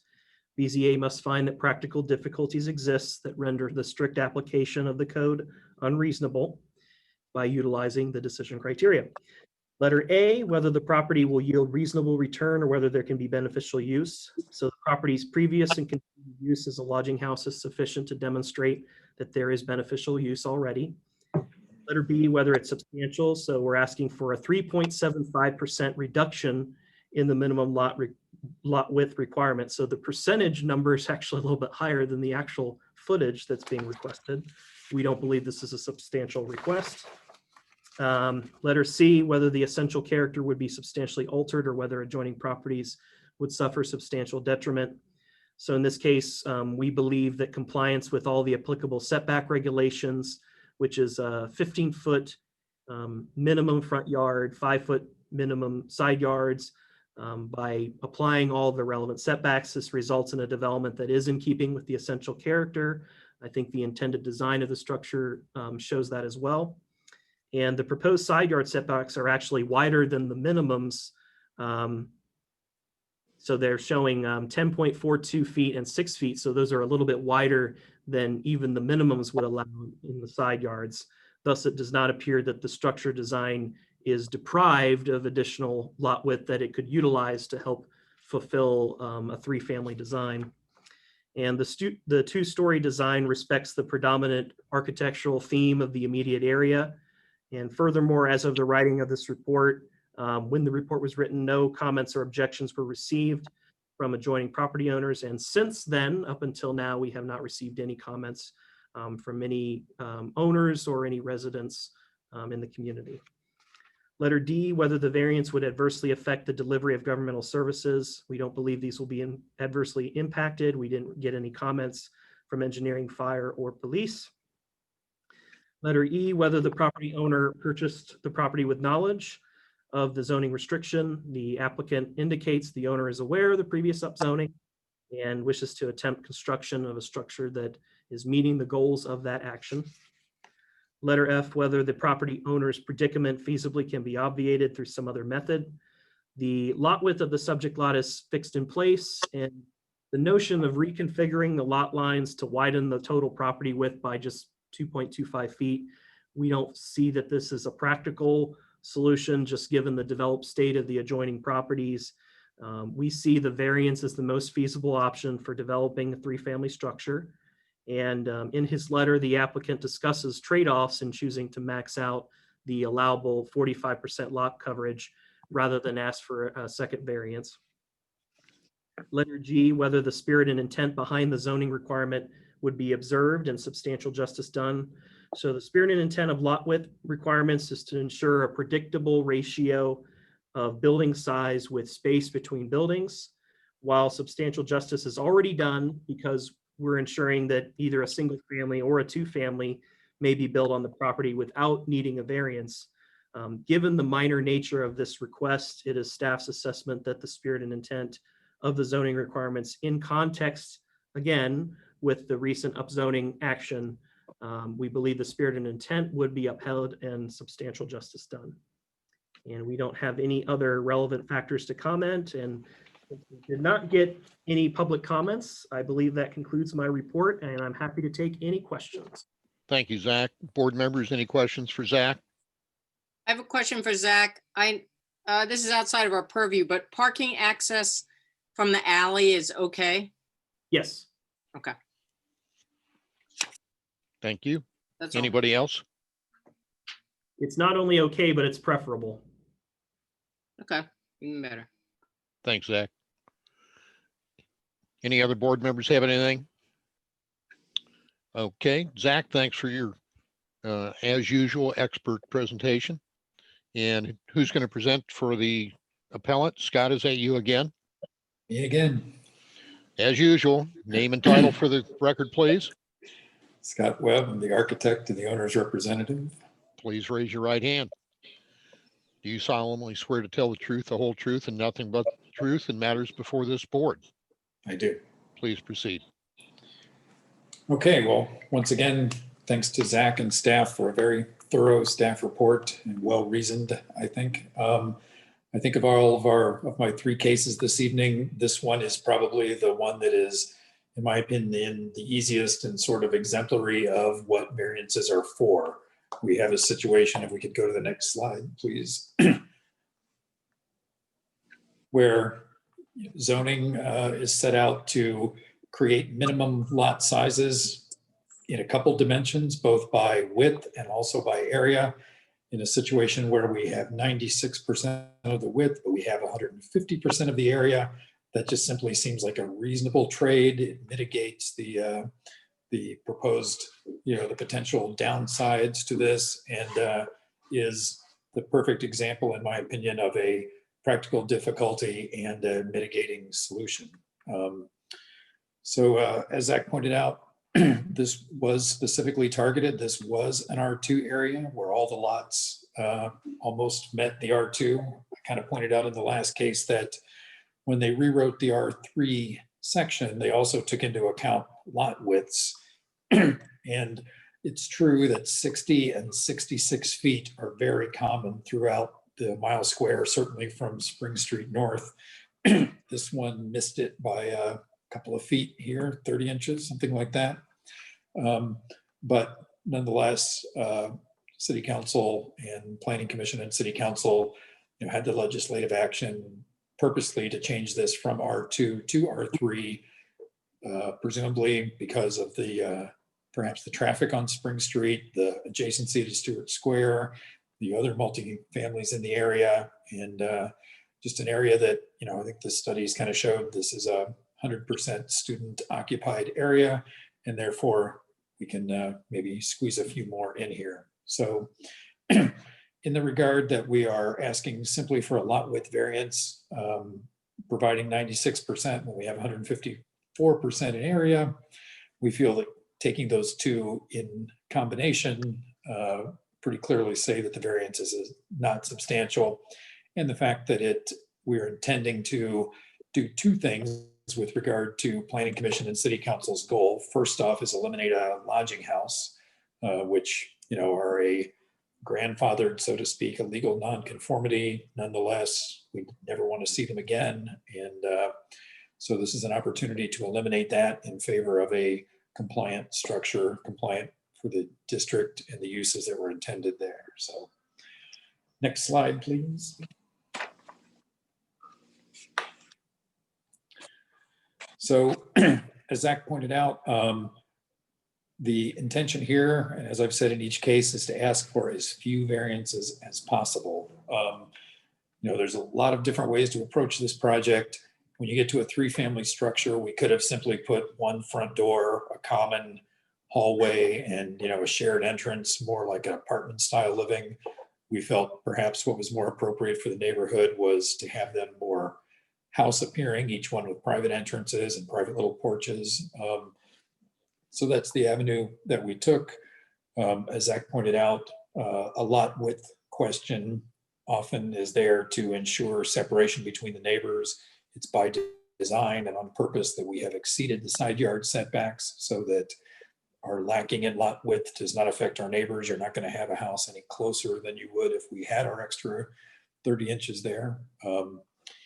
So that's that. The parking, as we mentioned, is coming off the alley, which is preferred. Kind of a unique design here, but in order to meet our lot coverage requirements, we will in fact have to sort of tooth this parking out. That'd be nice opportunities for little trees or little landscaping and those kind of leftover triangles at the head of the parking spaces there, but hopefully provide some nice green space and everything for that alley and also for the backyard of this property. So overall, as I said, we're eliminating the lodging house. We're exceeding side and rear yard setbacks, meeting the front yard setback. We're meeting the lot coverage restriction, providing all the parking that's necessary. Perhaps I would say we would be picking up a parking space, though I believe the bike lane runs through there. So we're at least taking a driveway out of the bike lane along Spring Street. The building, as you saw, is designed in accordance with the mile square design guidelines. And as I said, even though the lot is slightly narrow, I think we have kind of a clever solution here in being able to let all 3 of these apartments face the street, have a little bit of a street presence, and certainly be simply identifiable for emergency and fire. So last slide then, please. Again, on decision standards, I pretty much agree with everything that Zach has said. I think the essential character would be improved, eliminating lodging houses, which we've certainly had testimony over the years that most of the police calls come to lodging houses, not to individual smaller units. The variance is certainly not substantial. Government services would not be affected, and certainly reflects the goal of the legislative authority in upzoning this to R3. So thank you, and I appreciate your consideration. Thank you, Scott. Board members, you have any questions for Scott? Nothing. Is there anybody else that's going to testify to this case? There are none in the audience, Mr. Chair. Thank you. Board members, I need a motion to reconvene your regular session. So moved. Thank you. And second? I'll second. Thank you, Kate. Any objection? Without objection, we're back in regular session. I sure hope I don't have to go through all these standards to get a motion out of a board member. Anybody care to make a motion? I will make the motion. I think this was the easiest of the 4, as Scott stated. We're looking at I would make, in relation to BZA 2020-08 variance section 114307C for minimum lot width. Been a long night. This is a 3 3/4% lot width variance request. All other things being relatively equal. I just say we should approve this variance and move on. Is there a second? Now, wait a minute, Roger. At least give me a couple of decision standards. Can you Okay. give me that? Yes, it is not a substantial variance. It does not affect the neighborhood. It is with the upzoning. It is definitely within the spirit of the content of the zoning and Board of Zoning Appeals regulations. Thank you, Roger. Is there a second? I'll second. Thank you, Kate. Roll call, please. I'll start with Mr. Allison, Yes. Mr. Hazeman, Yes. Ms. Remenere, Yes. Mr. Ames, Yes, Mr. Snipper. Yes. Motion passes, variance is granted. That is our last case. I have to compliment all of you. We made it through 4 cases in a pretty good pace, and I think we covered them very thoroughly. Ben Mazer, I have a quick question for you. Our meetings have Yes, been sir. held virtually under the authority of HB 197. And as I recall, that's due to expire in December. Have you heard anything about it possibly being extended? I have not heard anything about it possibly being extended, but as you correctly indicated, we certainly have until the end of this calendar year, and we are monitoring any possible extension of that. Thank you, sir. Please let us know. I think that all of us, especially in light of the COVID cases in Oxford, that if we can hold them virtually until things simmer down a little bit, we'd certainly prefer to do that. So thanks. Thank you. Either Sam or Zach, I think we're right at the limit. Do we have any cases for next month yet? Not that I'm aware of, no. Okay. Is today the deadline or is Friday? Scott has a case coming up. Is that what you're waving at us? Sorry. Scott, are you trying to tell us something? Uh-oh. 2. Okay. Deadline's coming up. Yep. We won't throw rocks, Scott. Nope. At least not virtual rocks. Okay. If I could, Mr. Chair, I'd like to comment on the virtual meeting aspect. Please do. I have talked to the city manager about potentially pursuing a hybrid approach, and Zach and I have also talked about this briefly. There is some desire from the city manager to get back to in-person meetings. We've talked about perhaps doing that on a trial basis with one of the boards. It may not be the BZA, but if it's something that you all would like to try, we would need to do some pretty significant hardware and software upgrades in order to have some of the members in person and some of the members virtual. So it may not happen, but we wanted to let you know we have been discussing that internally. Thanks, Sam. Keep us informed, please. Will do. Okay. Anybody else have anything? Great. Okay, that wraps it up for tonight. I appreciate everything. Meeting is adjourned. Is there a motion to adjourn? So move. Be adjourned. Second? Second. Objections? Without objection, we are adjourned. Thank you. Good night. Night. Night.